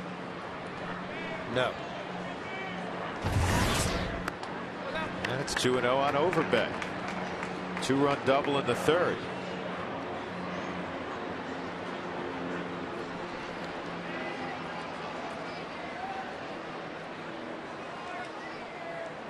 And the Rockies have action in their bullpen. It's Morales.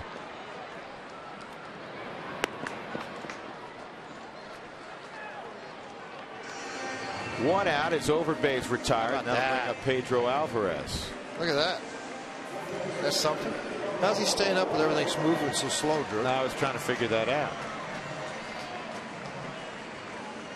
It's our Ultramo slowing the propeller down.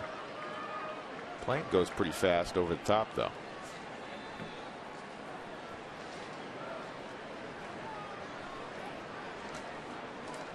Here's Pedro Alvarez. In the pregame show, Tom Helmer. On 3, you got to go straight down, beat the whole crowd. You understand me? The whole thing. How about the parrot? Put it right on the money. Helmer lets it carry down, gets 2 more yards, so he can't get tackled for a loss. Got it. That's funny. Good range by Herrera. 2 outs. Parrot was a little pumped up too, I think. How about that? Finally found somebody he could play with. You ever seen the Parrot and the Cowboy together? You never seen them in the same place, have you? I have, yes. You have? Right down on the field earlier, they were there. Look at Helmer. High fives, give it up. Come on, I want to jump in the crowd. Let me go. Come on, let me in there. See that guy's face? He's like, what's wrong with that guy? Gotta go back to that. Guy's in the first row. He's looking at Tom running by. Saying, I want what he's got. To first, tough chance for Giambi. And he'll get it to Chacin. Any way you can. That's a 1-2-3 inning. We'll go to the 6th. The Rockies trailing 5-4. Nice.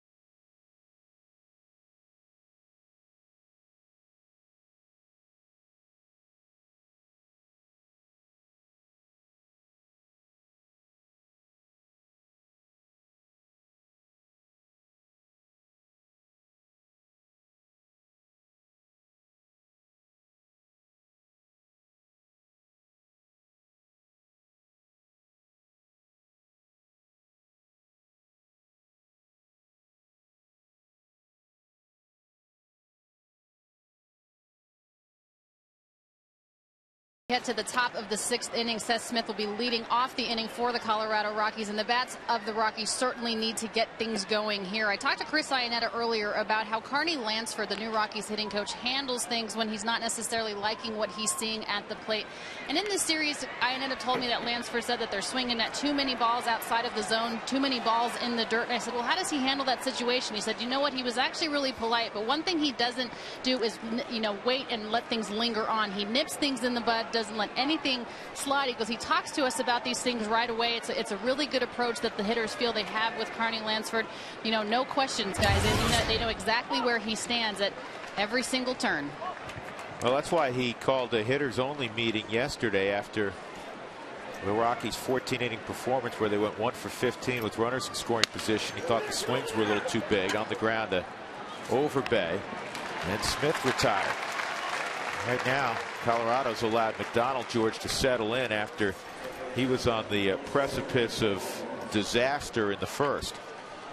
84 pitches in this game. You mentioned 87 in his first start, but 4 runs in the first inning, and 3 of those 5 hits came in the first inning that the Rockies have so far.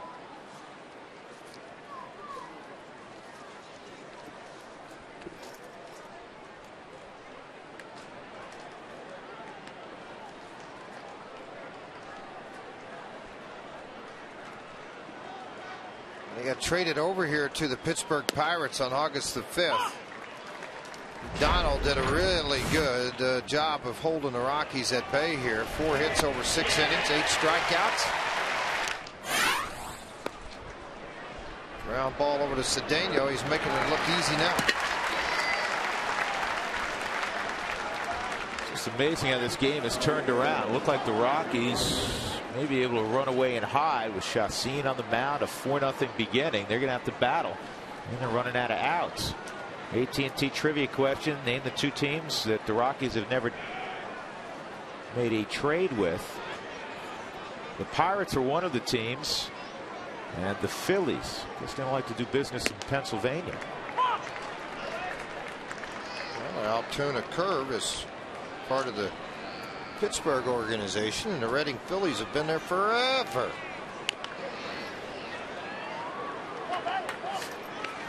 Two-strike count on Wigginton, who's worn out the left side in this series. He does have a hit in this ball game to right center. Double last night down the left field line. A lot of ground balls to the left side.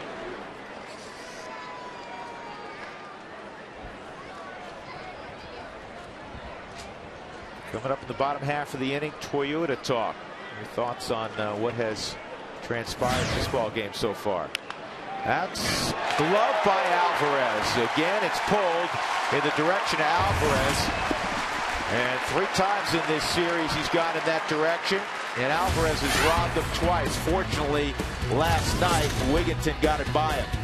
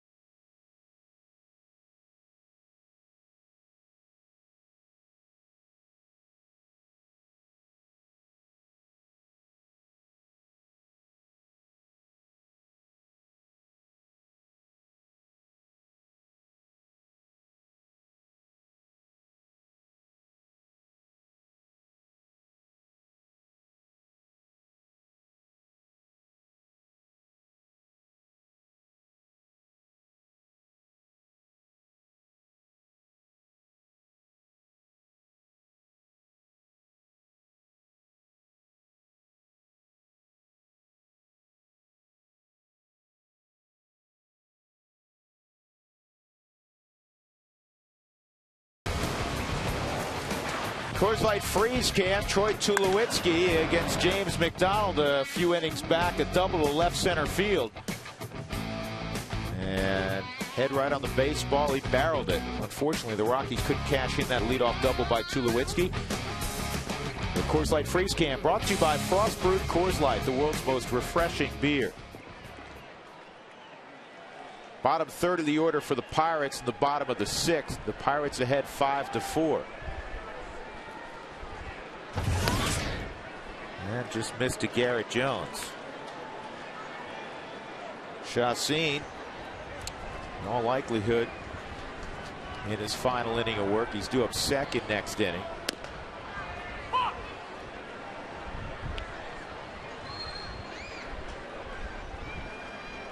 It's a pretty good morning. Go to the cages, swing the bat a little bit, come back and watch the Rocks on TV.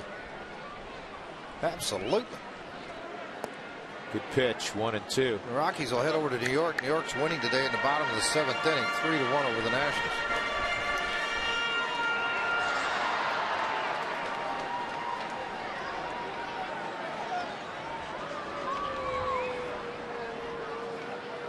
I don't think it's a killer April schedule. I saw that text right there. It's actually a very good April schedule. The Rockies play 27 games this April, folks. 24 against teams that are below 500 from a year ago. The only exception, a 3-game set against the defending world champion Giants at Coors Field. So it's a very favorable April schedule, actually. Well, it's nice to see, too. The Rockies beat the number 1 and number 2 of the Dodgers. And they were in Denver the other day in the 2-game series they had. They beat Kershaw and Billingsley. I think it'd be a nice statement again early in the season to begin the year on the road, taking 3 of 4 against a team that the Rockies are better than. I mean, you match them up player for player. The Rockies are in a much better place than the Pirates are right now, naturally.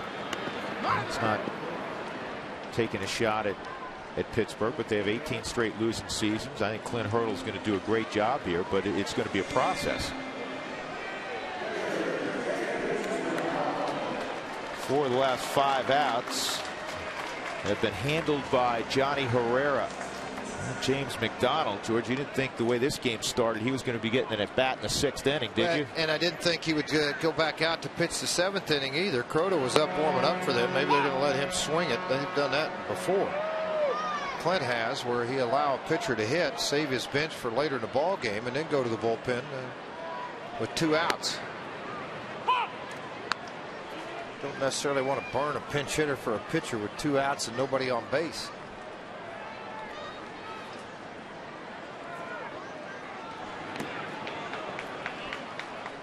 And McDonald is done.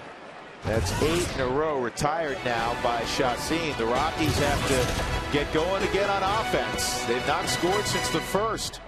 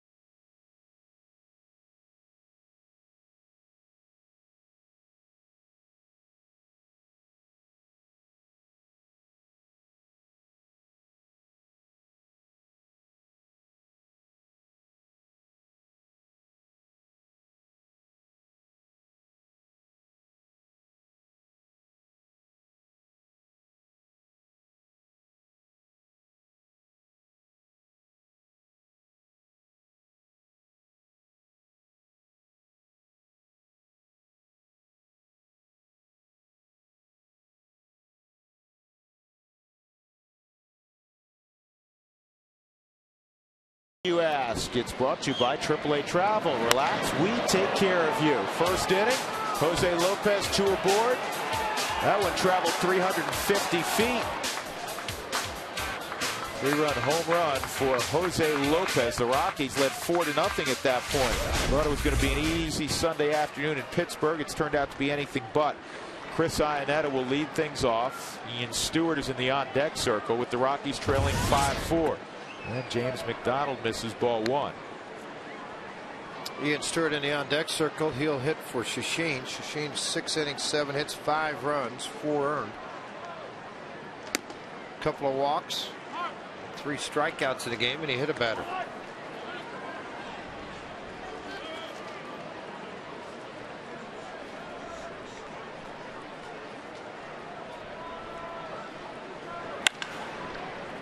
It's a short.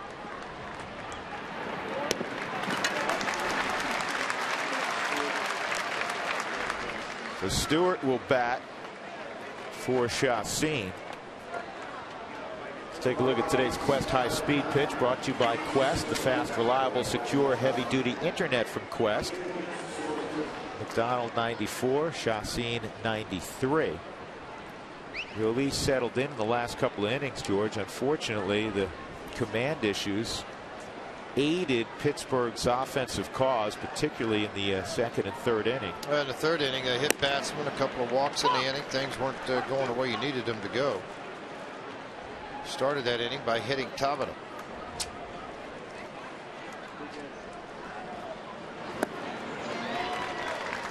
Two-strike count on Stewart. Paulino is the guy warming up for the Rockies now down in the bullpen. Stewart, George, an abbreviated spring, and that's strike three. He doesn't look comfortable at the plate. He just doesn't even look like he's seeing a lot of the pitches coming in. I know that he battled spring training with the injury and then sickness here the last couple of days. Felipe Paulino is the guy warming up for the Rockies down in the bullpen. Well, today, Ubaldo Jimenez threw a bullpen session. And the ball came out of his hand nicely. Bob Apodaca was right there. Ubaldo afterwards said he didn't feel any pain in his finger. He was able to squeeze the baseball. That was, one of the things in that first start. He really had trouble squeezing it because the thumb was very painful. And he is going to go out tonight and head down to the Rockies' beautiful facility in Scottsdale, and he'll pitch on Wednesday in a intra-squad game against some of the guys, a lot of guys in camp who eventually will head to either Tri-Cities or Asheville. Well, they're not competing against each other. I mean, the Giants have one. All the teams that are there in spring training have an extended team. So that's who he'll go down and pitch against and try to get in 5-6 innings of work, 85 to 100 pitches, and then head back with the ball club. 2 outs, 2-2 on Fowler. Dexter had a base hit in the fourth and then was caught stealing with 2 outs.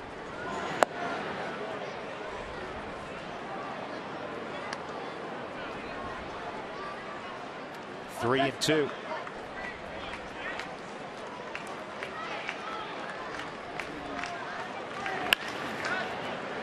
And that's going to sneak through as Cedeno couldn't quite get there. So another hit for Fowler. And here comes Johnny Herrera. I'll tell you what, I'd be aggressive again with him, George. I know he was thrown out his last time. The region's Touchstone Energy Cooperatives, your local electric cooperative delivering reliable power, energy saving tools, and more. Visit togetherwesave.com. And Clint's going to make a move right here, George. Not surprised by that at all. I don't think. He's had Cota warming up down in the bullpen, and soon that'll still be the guy coming in. And McDonald, what a job he did. 6 2/3 innings. And McDonald getting a standing ovation from the crowd. He was hearing boos in the first inning.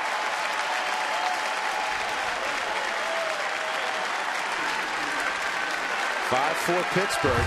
Fowler aboard when we come back with 2 outs.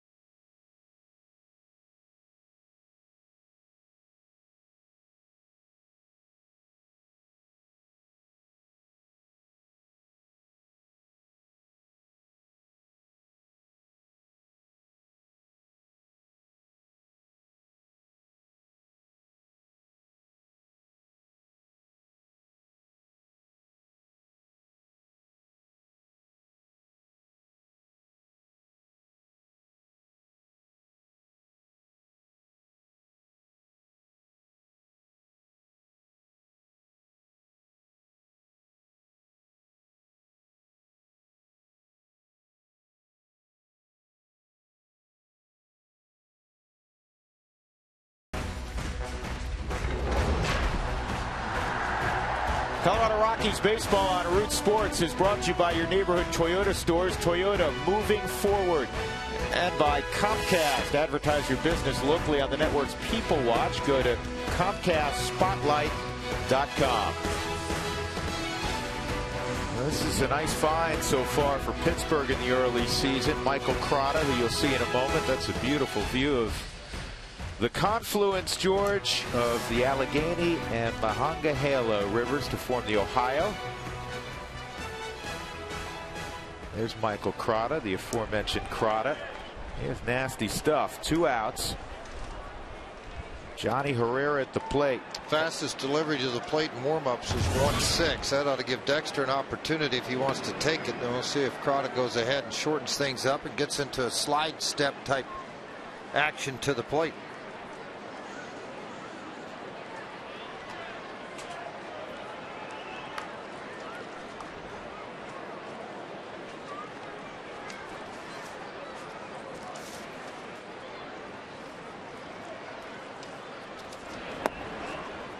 This is ball 1. Johnny 2 walks today. Last night a hit and 3 walks. The night before 3 hits and a walk.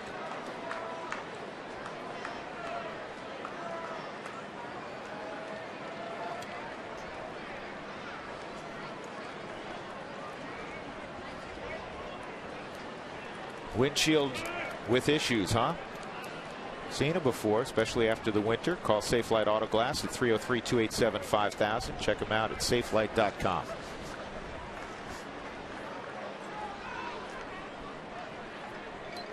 Wants a sinker. 1-1. Off the bottom of the Ford strike zone. Big time sink too. Look at right at the very end of that ball that it just dives. Makes it really difficult on a hitter to lift it. You just try to shoot it through the hole on the ground. Dexter, good lead at first.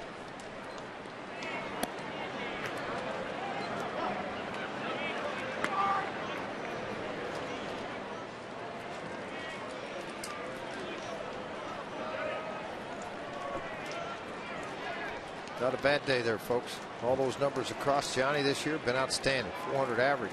On base percentage, man, 615. 2-1.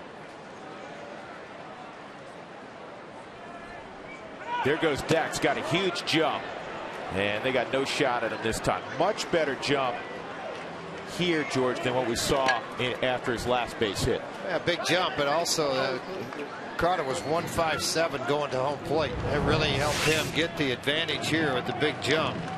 And then not a very good throw either. That ball tailed well away. Dexter would have been safe even to throw on the money.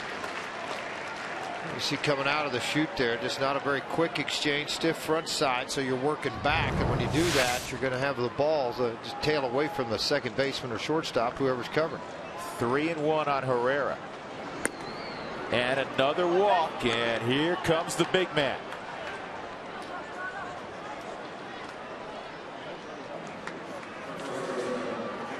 Johnny Herrera making like Eddie Goodell in the last few days. George, you can't pitch to him. Does he have a negative strike zone? Well, I think guys don't like to pitch to him because he doesn't overswing or underswing. He just tries to make solid contact, and that gives him the ability to do it. And they say, all right, he's not one of the big guys. He's not Giambi. He's not Tulowitzki. He's not Gonzalez, Smith, Lopez. Guys hit the ball out of the ballpark consistently. You start to pinch it a little bit, and the results end up in the favor of Johnny Herrera and the Rockies.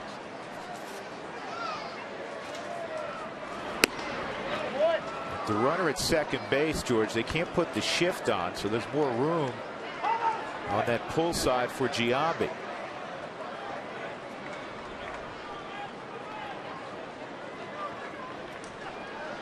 Rockies trailing 5-4. 2 outs in the 7th. That's fouled off. On Friday, Jason Giambi stood in for Todd Helton, and he did it in a big way on a cold, cold night. A 3-run home run that left the yard in the first inning.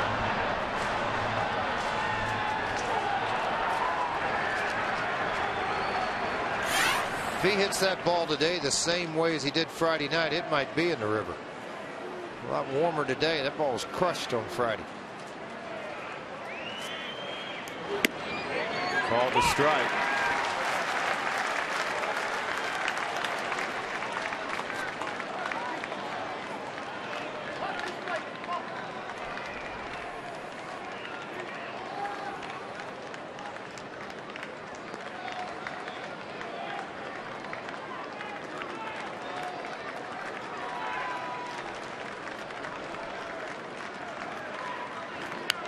Good swing by Giambi. He was on that, George. And they're going to have a conversation about it, too, because they had a little too good a pitch to Giambi. That would have put the Rockies on top. I mean, that was a pitch right down the middle.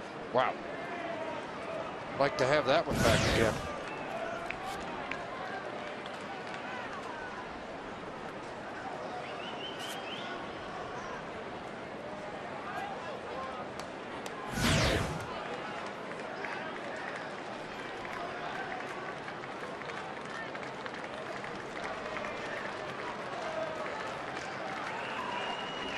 Outside, 2-2.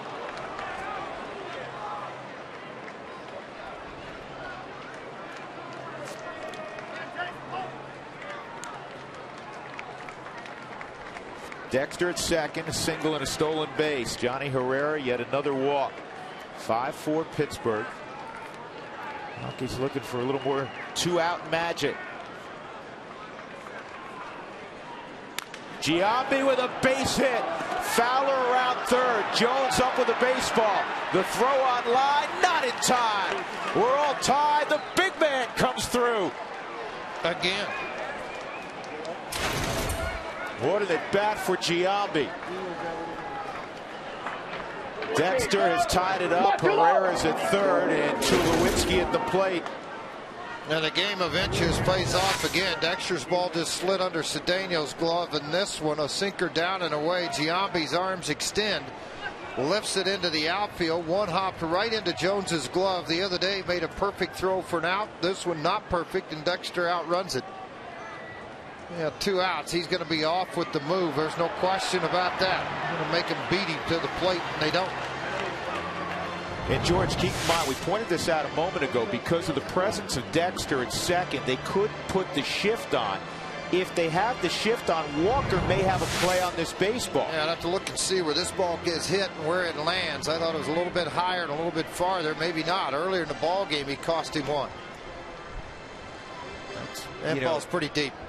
You know, it depends. I mean, again, it's a guesswork, but he was playing 30 feet out in the outfield grass. Doesn't matter here. It's 5-5.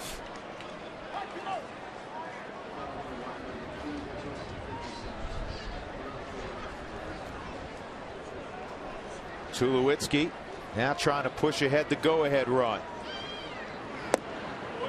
Ball one. They'd like to get this run in for Shasheen. He went 6 innings in the game. I mean, if they do get it pushed across somehow and the bullpen does its job, Shasheen would come out with the win on a bad day.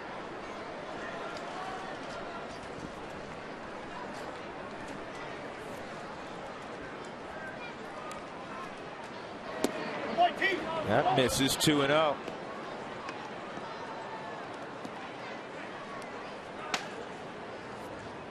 It gets no worse than a no decision.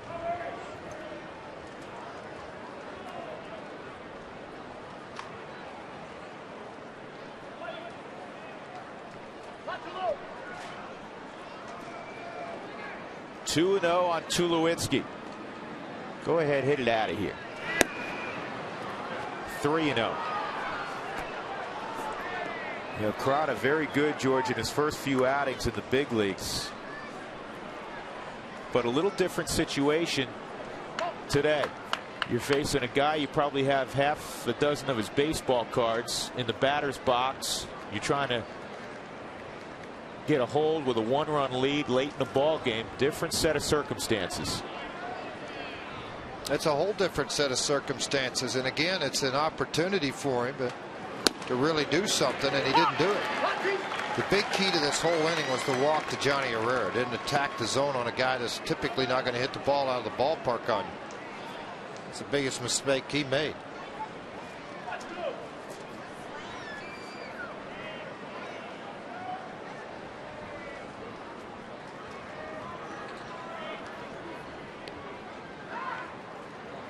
Ryan McCutcheon, the right-hander, just called up yesterday, appeared in the game last night against the Rockies, is warming up.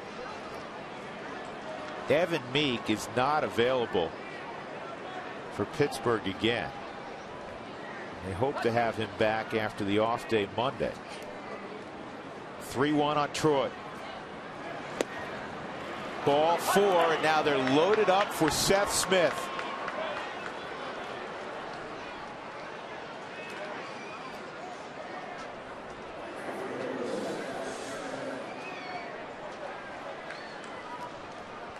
McCutcheon trying to hurry up and get loose. And now Giambi will come out of the ball game. Esmil Rogers will run for Giambi. Another big day for the Giambino. Tied up the ball game with a base hit to right. Pretty good part-time player, huh, George? Yeah, you better believe it. Not just what he does on the field, but in the dugout, in between at bats, talking to hitters. Here's Smith. High ball 1. Well, I tell you, I don't know how much longer I'd go if you're Clint Hurdle. I mean, I don't care what I'm looking at so far. Haven't been pretty. 2 walks, a couple of base hits. 3 walks, excuse me, and a couple of base hits. All 5 runs today by the Rockies have been scored with 2 outs.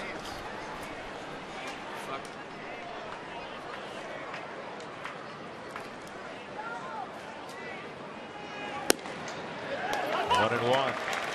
Smith last night got a fastball center cut, and he hit it a mile. Out of the old ball yard.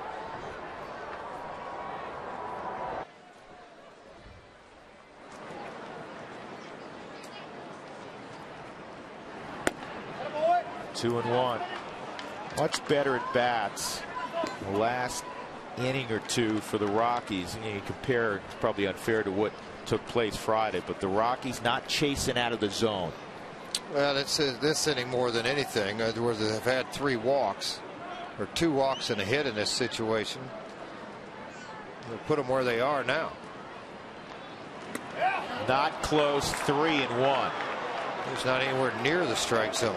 The youngster's having a battle here. Clint's moving around. He's getting by the steps, saying, all right, buddy, you got one more. This is it.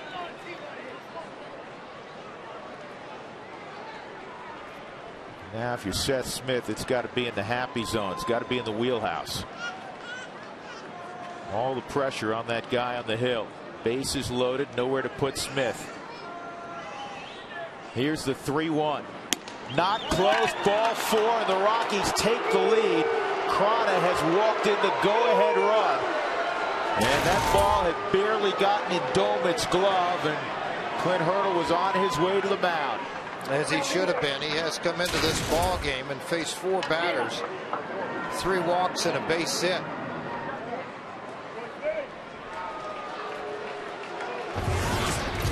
When we come back, Jose Lopez will hit with the bases jammed.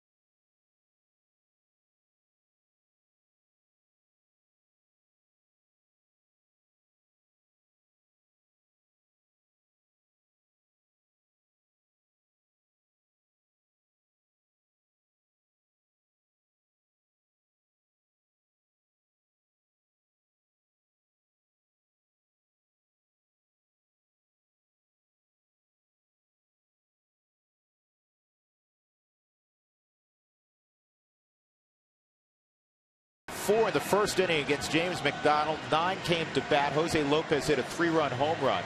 And then nothing till this inning with 2 outs.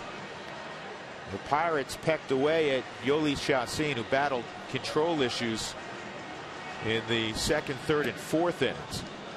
The Rockies have taken the lead. Crota just walked in the go-ahead run. Jose Lopez will come up, a chance to do even more damage than he's already done. Bases loaded against Daniel McCutchen, just called back to the big leagues yesterday.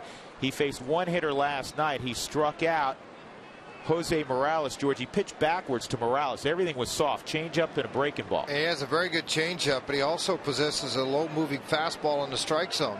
One thing he needs to do here to buy some more time in the big leagues is obviously throw strikes. Crota had not walked a batter in his first 4 outings in a Pirate uniform. There it is, the off-speed. McCutchen, a kid out of Norman, Oklahoma. Pitcher of the year in Oklahoma. All-time strikeout leader at the University of Oklahoma.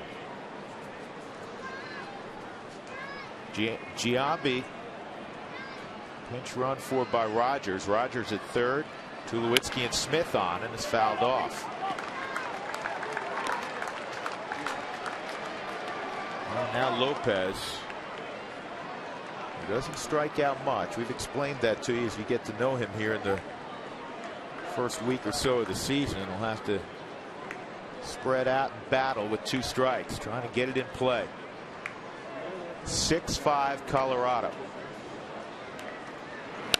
That was a little too good, George, wasn't it, from McCutchen's standpoint? Yeah, I mean, it was, but I think he's one of those guys that has struggled with his command of late, so that's one reason it cost him time in the big league. So you know what, I'll get beat, I don't care the counts, I'm just going to throw the baseball. Well, that time Lopez got one he could have done damage with.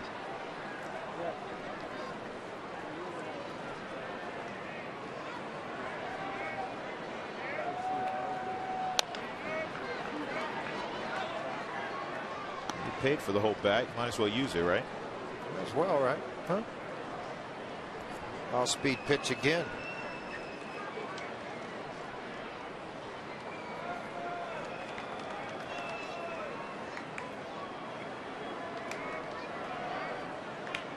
That's where the Rockies' athleticism comes in. Pretty good speed all around on the base paths.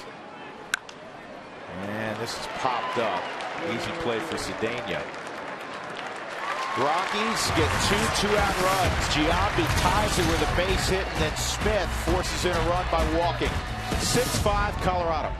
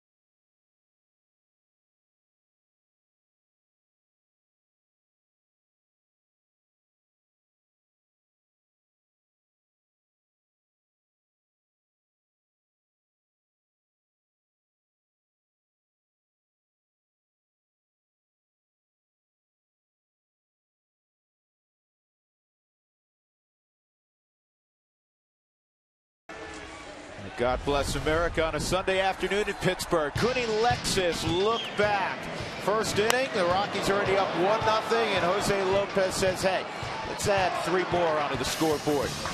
4-0, the Rockies led, but in the third inning, Yolis Chacin had trouble with command, and then he gave up an RBI, actually a 2-run double to Lyle Overbeck.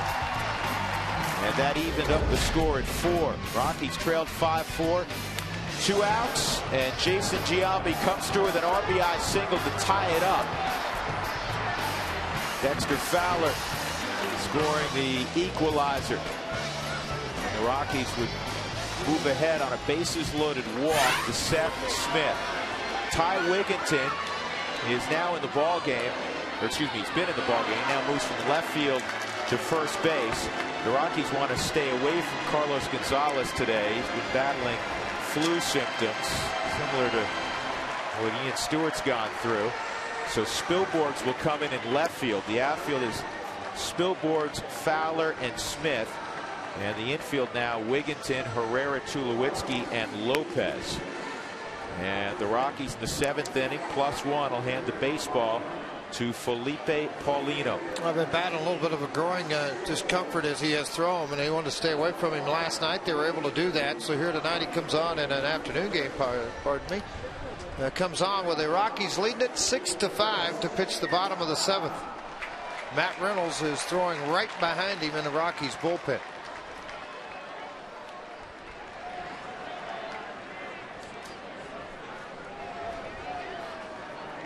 And Paulino gets the top of the order in Tabata, and he low bridges him. It's 1-0. Tabata base hit in the 4th inning to keep his hitting streak alive. He's hitting all 10 Pirate games this year. Best hitting streak in the big leagues. And that's above the top of the strike zone.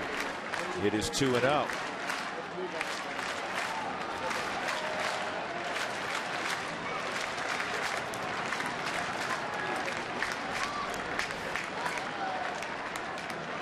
Oh, 3-0.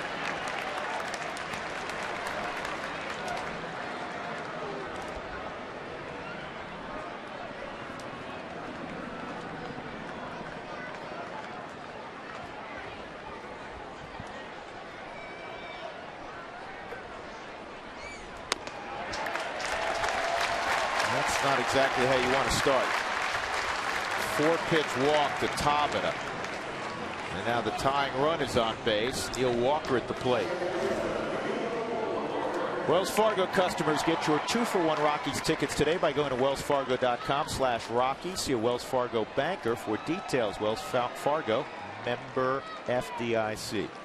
Third time in a ball game that Tabata's been on base. A hit batsman and a base hit in the 4th, and now this leadoff walk in the 7th. He has 4 stolen bases on the season. He's been caught 1 time.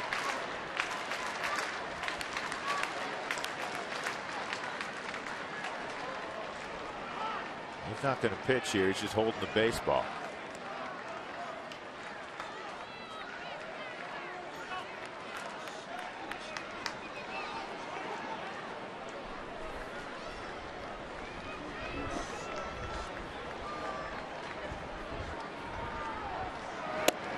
That's on the inside corner at 95 for a strike.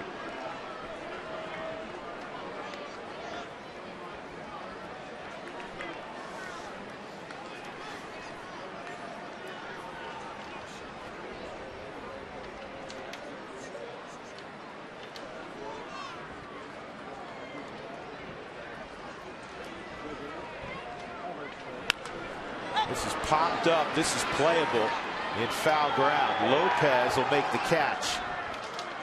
And Walker is retired.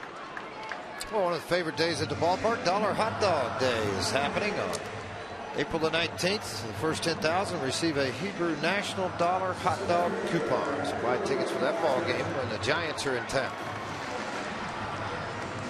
That'll bring up Andrew McCutchen. 1 for 3 this afternoon.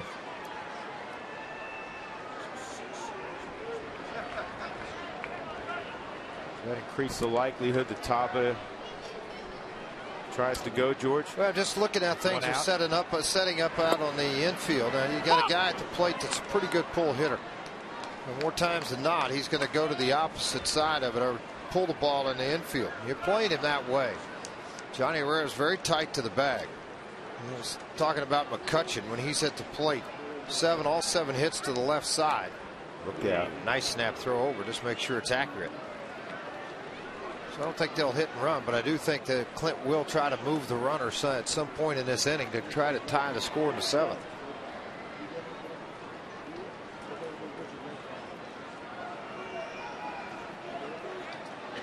Tabata actually had a pretty good jump and shut it down, George. I'm not sure whether he's going or not. It almost looked as if he just kind of soft jogged his way up there, and instead of getting that good drive with that back leg towards the bag. Mentioned 4 stolen bases. He's been caught once.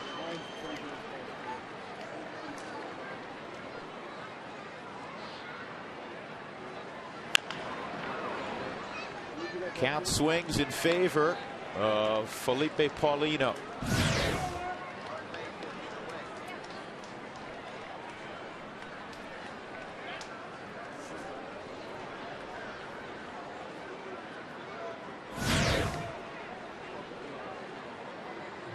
McCutchen, a well thought of high school football player, had offers to be a wideout at Miami and Florida State. He made the right choice, obviously. That going to be a very, very good Major League Baseball player, and is already.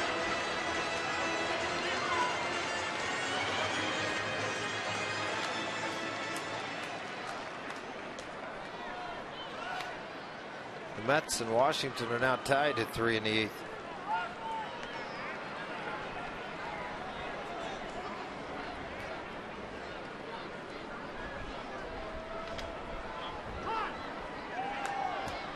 Paulino's doing a nice job, George, trying to control that running game. Well, it's not so much just throwing the ball over. It's coming set, hold the baseball. Asking for a slider, wants it down and away from Iannetta. There goes Tabata. Strike 3. Throw to second is going to be gloved behind the bag by Tulowitzki. So Tabata's in scoring position. McCutchen is dismissed. There are 2 outs. Just kind of figured with 1 out, and then everything in the favor of the Rockies pitching staff. That slider was a little bit up, but called a strike. Johnny tried to pick that thing off of the ground, hit the heel of the glove. That would have been the only chance they had to get Tabata at second. Watch when that ball comes in. It's going to skip right up and catch him right on the thumb. You know, you're taught to stay down, pull the ball up. Do you know what, George? If that ball stays up another 6-8 inches, it's a strike him out, throw him out. Matt Reynolds will come on to face Lyle Overbay with a couple of lefties looming. 6-5 with 2 outs in the 7th.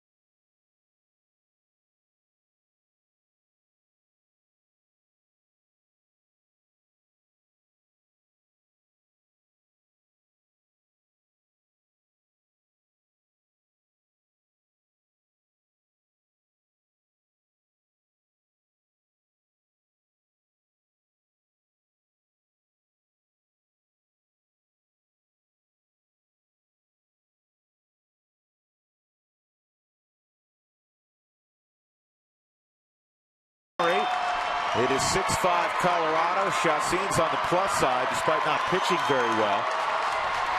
Jose Lopez, 3-run home run in the first. Lyle Overbay is at the plate, a 2-run double in the third. Giambi tied it with a base hit last inning. Ecotech Game Summary brought to you by Ecotech Institute in Denver, where you can make the world your workplace. Tying run at second. Jose Tabata walked and just stole second. And Overbay out in front of the slider. It's 0-1.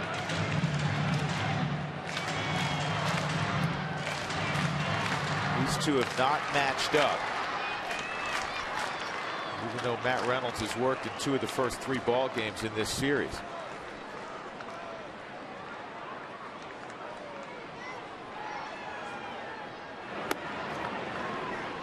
Just missed, and Overbay did not bite. Overbay, a product of the University of Nevada, Reno. Look again. A hard slider just off of the plate. Veteran guy up there that can handle the bat a little bit.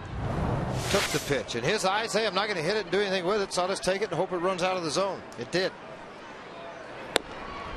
That's a heater on the inside corner. The difference between Matt Reynolds and a lot of left-handed situation guys is he has the ability to run the velocity up to 93. The other day he was 87, 89. This fastball was 91.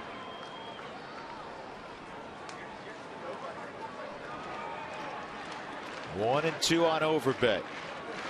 He's got him with a heater. Overbay stood like a statue. Matt Reynolds, with a runner in scoring position, gets Lyle Overbay.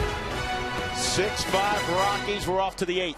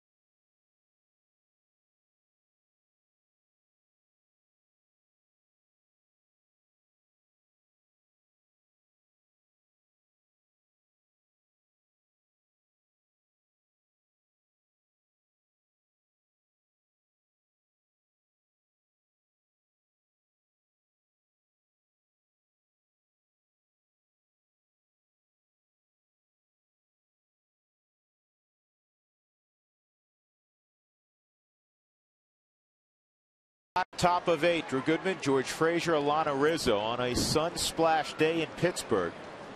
And it'll be Ty Wigginton leading off against Daniel McCutchen. He takes downstairs, ball 1. McCutchen inherited a bases loaded situation last inning. He got Jose Lopez to pop out.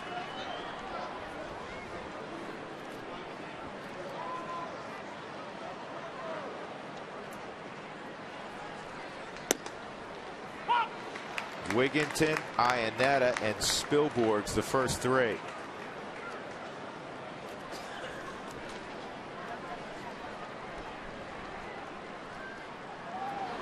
Back up the middle, and Walker has it, and he's going to throw out Wigginton.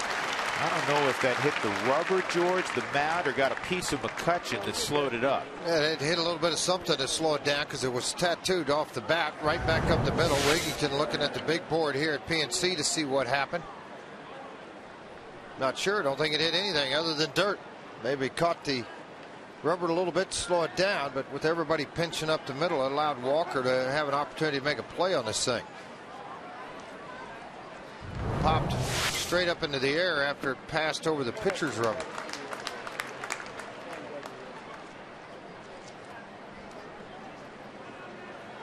Ordinarily, those go through the middle for a base hit. Not this time. Iannetta 0 for 2 and was hit by a pitch. He's hit the ball to short twice.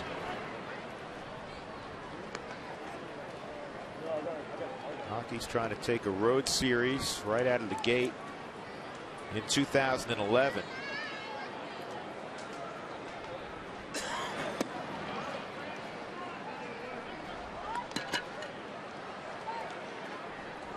Last year they won only 6 road series the entire campaign.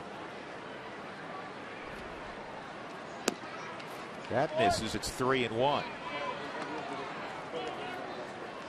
The pitcher spot is the 3-hole where Jason Giambi started. And the Rockies' options when you get to that spot are Gonzalez, Helton, and the backup catcher Jose Morales. Now, Cargo is available, battling flu symptoms. There he is on the bench.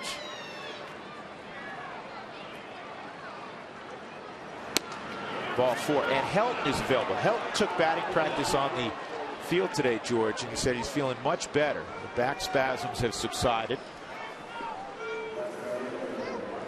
Two left-handed options that you would have. Helton has had the bat in the hand for a little bit of time down in the dugout, sitting next to Tulowitzki. I mentioned earlier there's not a full batting cage behind the Rockies dugout as there is in Coors Field. But there is a tee where you can go down and swing it into a net there to get loose. Spilborgh's at the plate, his first at bat.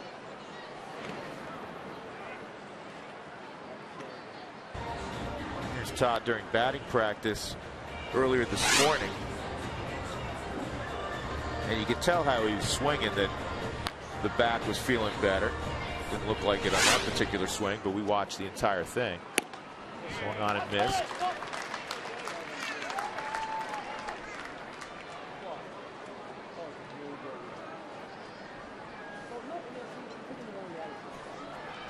You know, with Helton, the fact that he has a bat in his hands is not indicative of anything, really, because if you wander in the Rockies clubhouse, it's a common sight to see Todd in the middle of the clubhouse swinging a bat.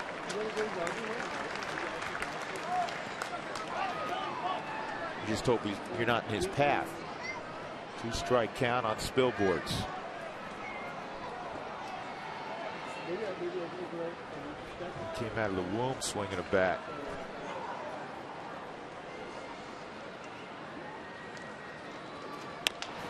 This is slowly hit. There's one, and they're not going to turn 2. Good job breaking up 2 by Iannetta, really getting into Walker. Good clean baseball. 2 outs, and that'll bring up Dexter.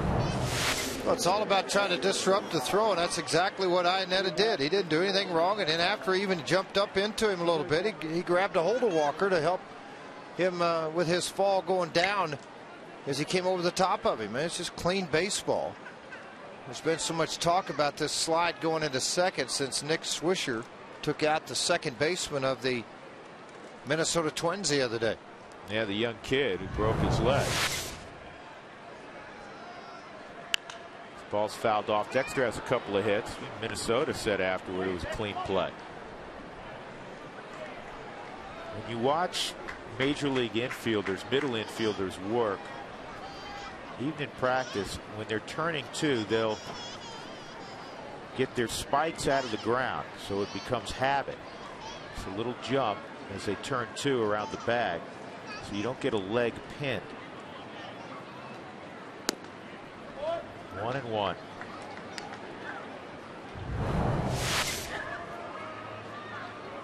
See, yeah, double play ball where he's at right there is he's on the bag with that lead foot and has stepped away, and he was trying to jump to get into the air. A lot of times, guys, there's about 5 different ways to turn a double play ball. You can go to the backside and extend. You can try to straddle and jump. A lot of different ways that you can do this as a second baseman to avoid contact.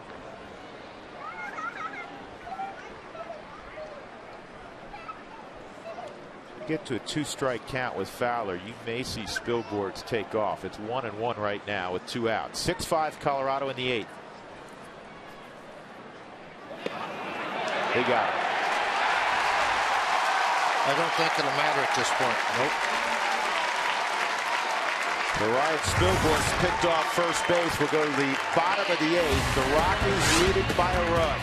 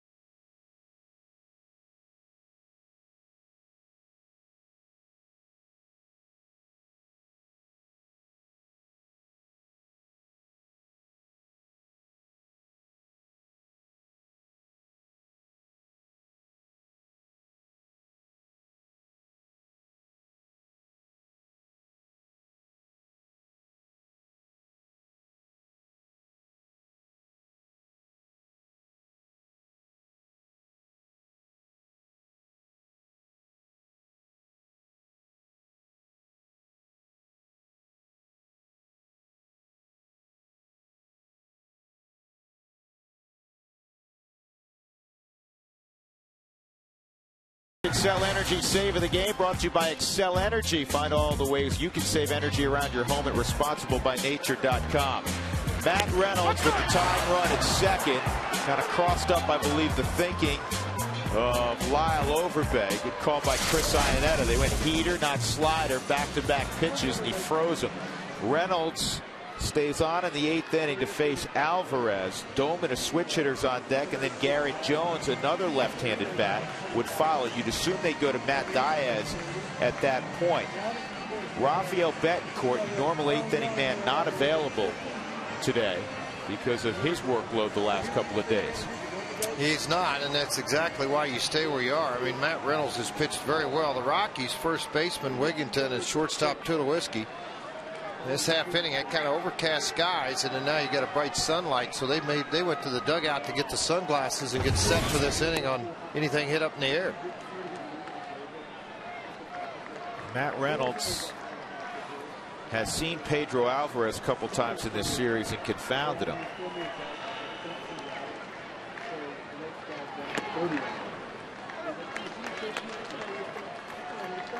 Thought you made a great point, George, with Matt Reynolds last inning, as opposed to that lefty that comes in and it's one pitch. It's slider after slider because they don't have enough fastball. Matt Reynolds has a fastball you got to respect. It's in the low 90s. You have to respect it. It can be a four-seam or he can sink it. I mean, he's got a couple of ways to do this. You're talking about a guy that's a starting pitcher, that was a starting pitcher at his college and at early minor leagues with the Rockies. Just recently has he been put into the role of this. Swung on and missed on a slider. Great job by Chris Iannetta. And then make sure of the out at first since the ball was in the dirt. A strikeout of Alvarez by Reynolds, one gone. That's 3 straight punch outs by the Rockies, 1 by Paulino, 2 by Reynolds. You know, we have to clear something up. We asked an AT&T trivia question, and we actually had an oops. The Rockies have done a deal with Pittsburgh. They acquired Josh Field just a couple weeks ago. Veteran player's been up and down, minor leagues, big leagues, actually hit 20+ home runs one year for the White Sox. And Josh playing for the Sky Sox right now. Well, some of the fans may remember Josh Field in the Rocky Mountains, starting quarterback for Oklahoma State University, was a very good quarterback for the Cowboys in Stillwater.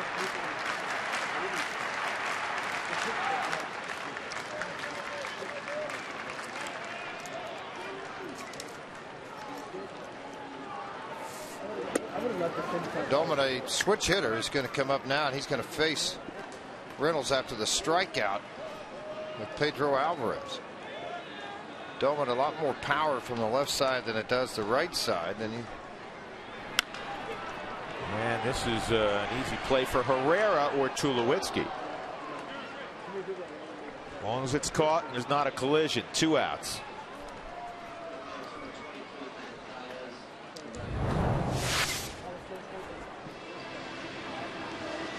Yeah, you thought this might happen, the catch here by Tulowitzki, but you thought they'd go to the bench. Clint's going to do that.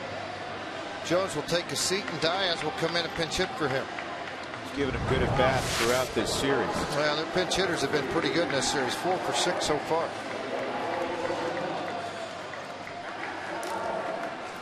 And Jim Tracy is going to pat Matt Reynolds on the back and say, great job. He's going to piecemeal this thing to Houston Street. Street is available for the 9th inning.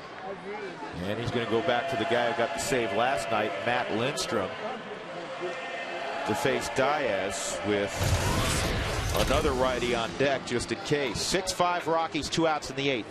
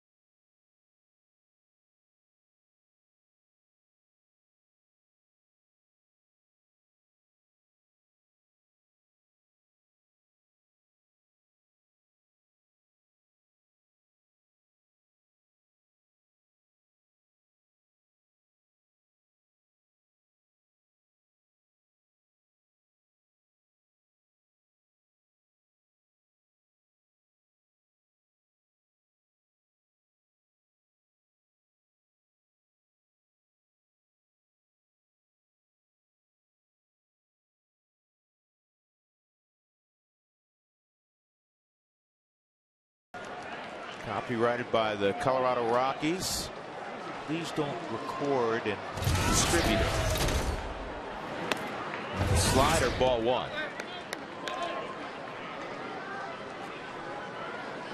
Well, Reynolds did his job, one inning, a couple of strikeouts, and Lindstrom has fallen behind Diaz on a 1-0 count.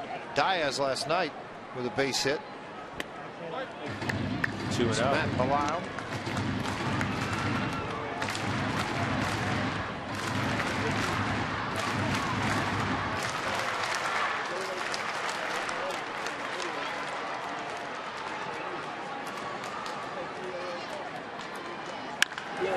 Ball well hit to left field, and Spilborghs is there. So he gave it a ride, but Lindstrom gets the out, and we'll go to the 9th inning. The Rockies ahead 6-5.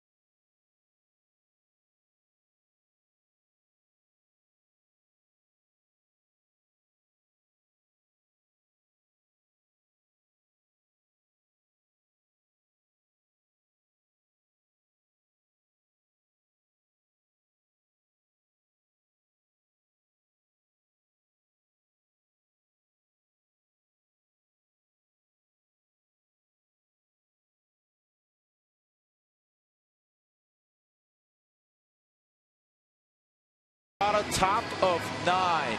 Rockies led 4-0 early, fell behind 5-4. They have a 1-run advantage at the right time, trying to add on to the top of the 9th inning. Let's check in with Tom Helmer, see what's coming up on the Toyota postgame show. Hey, Tom.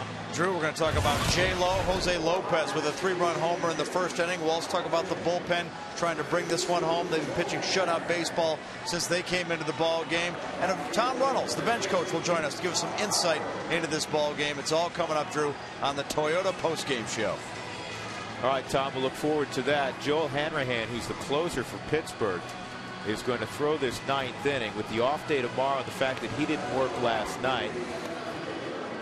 That says, you know what, you're going to go out there and try to keep this right where it is, a 1-run game. This is a guy that last year, George, in 69 innings produced 100 strikeouts. He's got big arm. He's got dirty stuff. You know what, when he was over with the other ball clubs, he gained an awful lot of weight, lost velocity, lost his weight, kind of rededicated himself, got a personal trainer, and that velocity ran right back up to 97, 98 miles an hour. With the off day tomorrow, as you mentioned, this ball club had won 4 of the 6 ball games out on the road. Would like to split this home series with the Rockies and have every opportunity to do it. McCutcheon, nice job by him. So Dexter Fowler will lead it off. And that's ball 1 on Dex. Fowler, Herrera, and then a pinch hitter. And a reminder coming up on the Toyota postgame show. Make sure you text in your thoughts on this series. And maybe some of the particulars from this afternoon's game on Toyota Talk. That'll go on throughout the Toyota postgame show.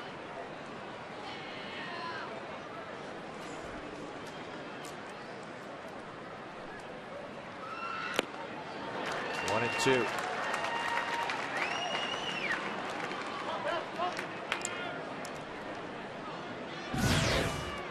Houston Street warming up for the Rockies. It'll be Cedeno leading things off. 8-9-1 for the Pirates in the bottom of the 9th.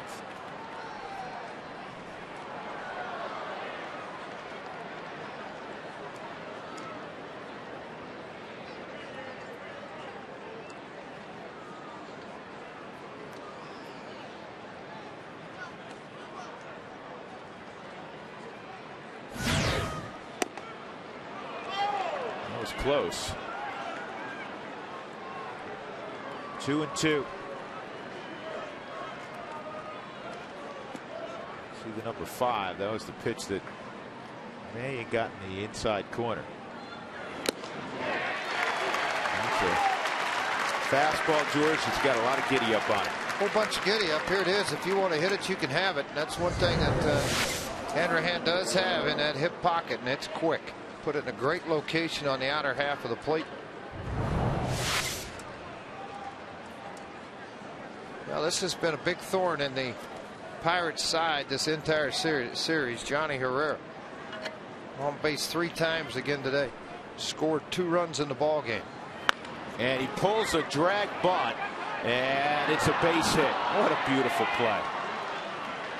You go back to what we've said, what Troy Tulowitzki was saying this morning in the clubhouse about him. He knows who he is, and he understands every situation in the ball game. Well, because of the illness to Stewart, and obviously Helton in his situation, Johnny Herrera's gotten a lot of playing time in this series, and he's made the most of it. He's kind of one of those guys you put in the lineup. Instead of figuring out a way to get him playing time, you might have to start figuring out a way not to have him in that lineup, because I tell you what, it's pretty special what he's done in this series. And Carlos Gonzalez will swing the bat here in the 9th inning. Well, Jimmy said before the game he is available. It's just battling a little bit of the flu bug, and he just said, you know, why tear the body down any more than you have to? It's Sunday afternoon. Give him the day off. But he would be able to pinch hit. He didn't feel great last night. You wouldn't have known it by his performance. This is a double play ground ball, which was ill-advised. It was a 3-0 pitch with Morton struggling. He addressed that in his next 3 at-bats by getting 3 base hits, including another RBI hit later on. 0-1 with Herrera at first. And this is chopped to second. And they're going to be able to turn the double play. 4-6-3 on the turn. We'll go to the bottom of the ninth inning. Houston Street looking for 3 outs.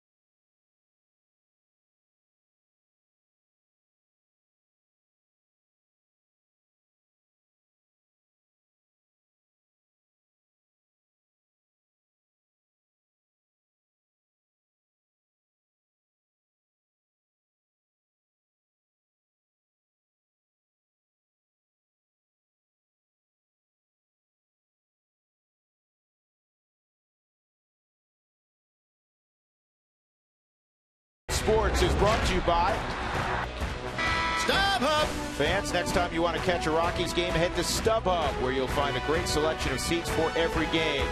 By Wells Fargo. Wells Fargo customers visit wellsfargo.com/Rockies for 2-for-1 club level seats. And by Southwest Airlines, new Rapid Rewards, unlimited reward seats, and no blackout dates. Gorgeous afternoon in the Three River City of Pittsburgh. Rockies 6 and the Pirates 5. Houston Street will face 8, 9, and 1 in the lineup for the Pirates. What a job he did the other day, too. 3 shutout innings, 7 total in 5 ball games for Houston Street this year. He's 3 of 3 in save opportunities for the Rockies. Right-handers have hit 333, left-handers 250. Excuse me, let me guys reading the wrong picture there. Left-handers 2 for 15, right-handers just 4 for 11. He will get Mr. Pierce as a pinch hitter here to lead up. Yeah, Clint's going to empty his bench. Instead of Cedeno, it'll be Steve Pierce, and behind him in the pitcher spot will be John Bowker, and then you have the top of the order and Jose Tabata. Hopefully that's all. Lopez will hug the line at third. Tulowitzki over in the hole. Pierce is a pull hitter. Herrera is right up the middle. And the first pitch misses from Street. He pitched 3 innings, which is his second longest stint of his major league career in that Friday night 14-inning ball game, and he pitched very, very well. 2-0. One thing you're looking for as a manager is location, not so much velocity. He's 88-89 on the gun here in the stadium. But as long as he's getting that good extension out front, down in the strike zone, falling behind 2-0. And that's off the plate. It's 3-0. Well, with Clint Hurdle, when you're down 1 run, I will assure you of one thing. Most hitters are instructed, take till you get a strike.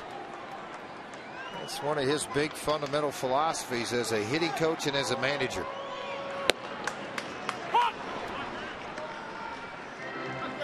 Three and 1.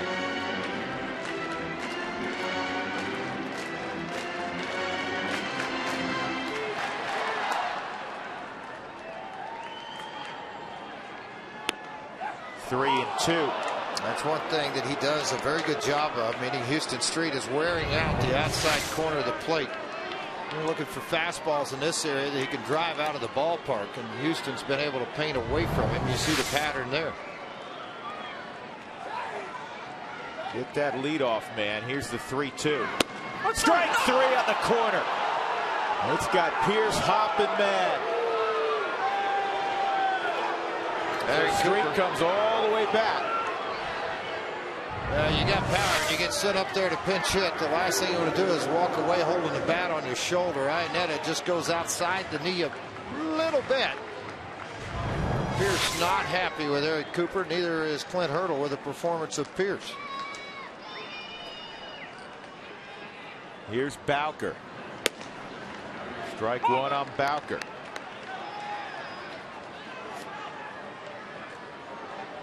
You can see on the Ford strike zone, those pitches, Greg Maddox strikes, I guess. No!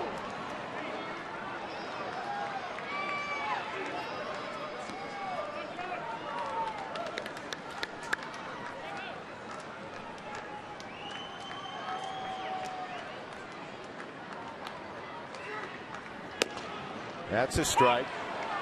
1-2. Well, the other day, Houston really utilized that good changeup. There's a pretty good opportunity to try it here with that same action on a 1-2 count.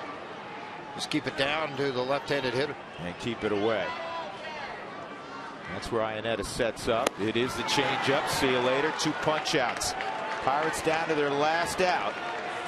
And it is the dangerous Jose Tabata who's been their biggest threat throughout this series. Outstanding pitch by Street on a 1-2 count. The changeup, great location down in the zone.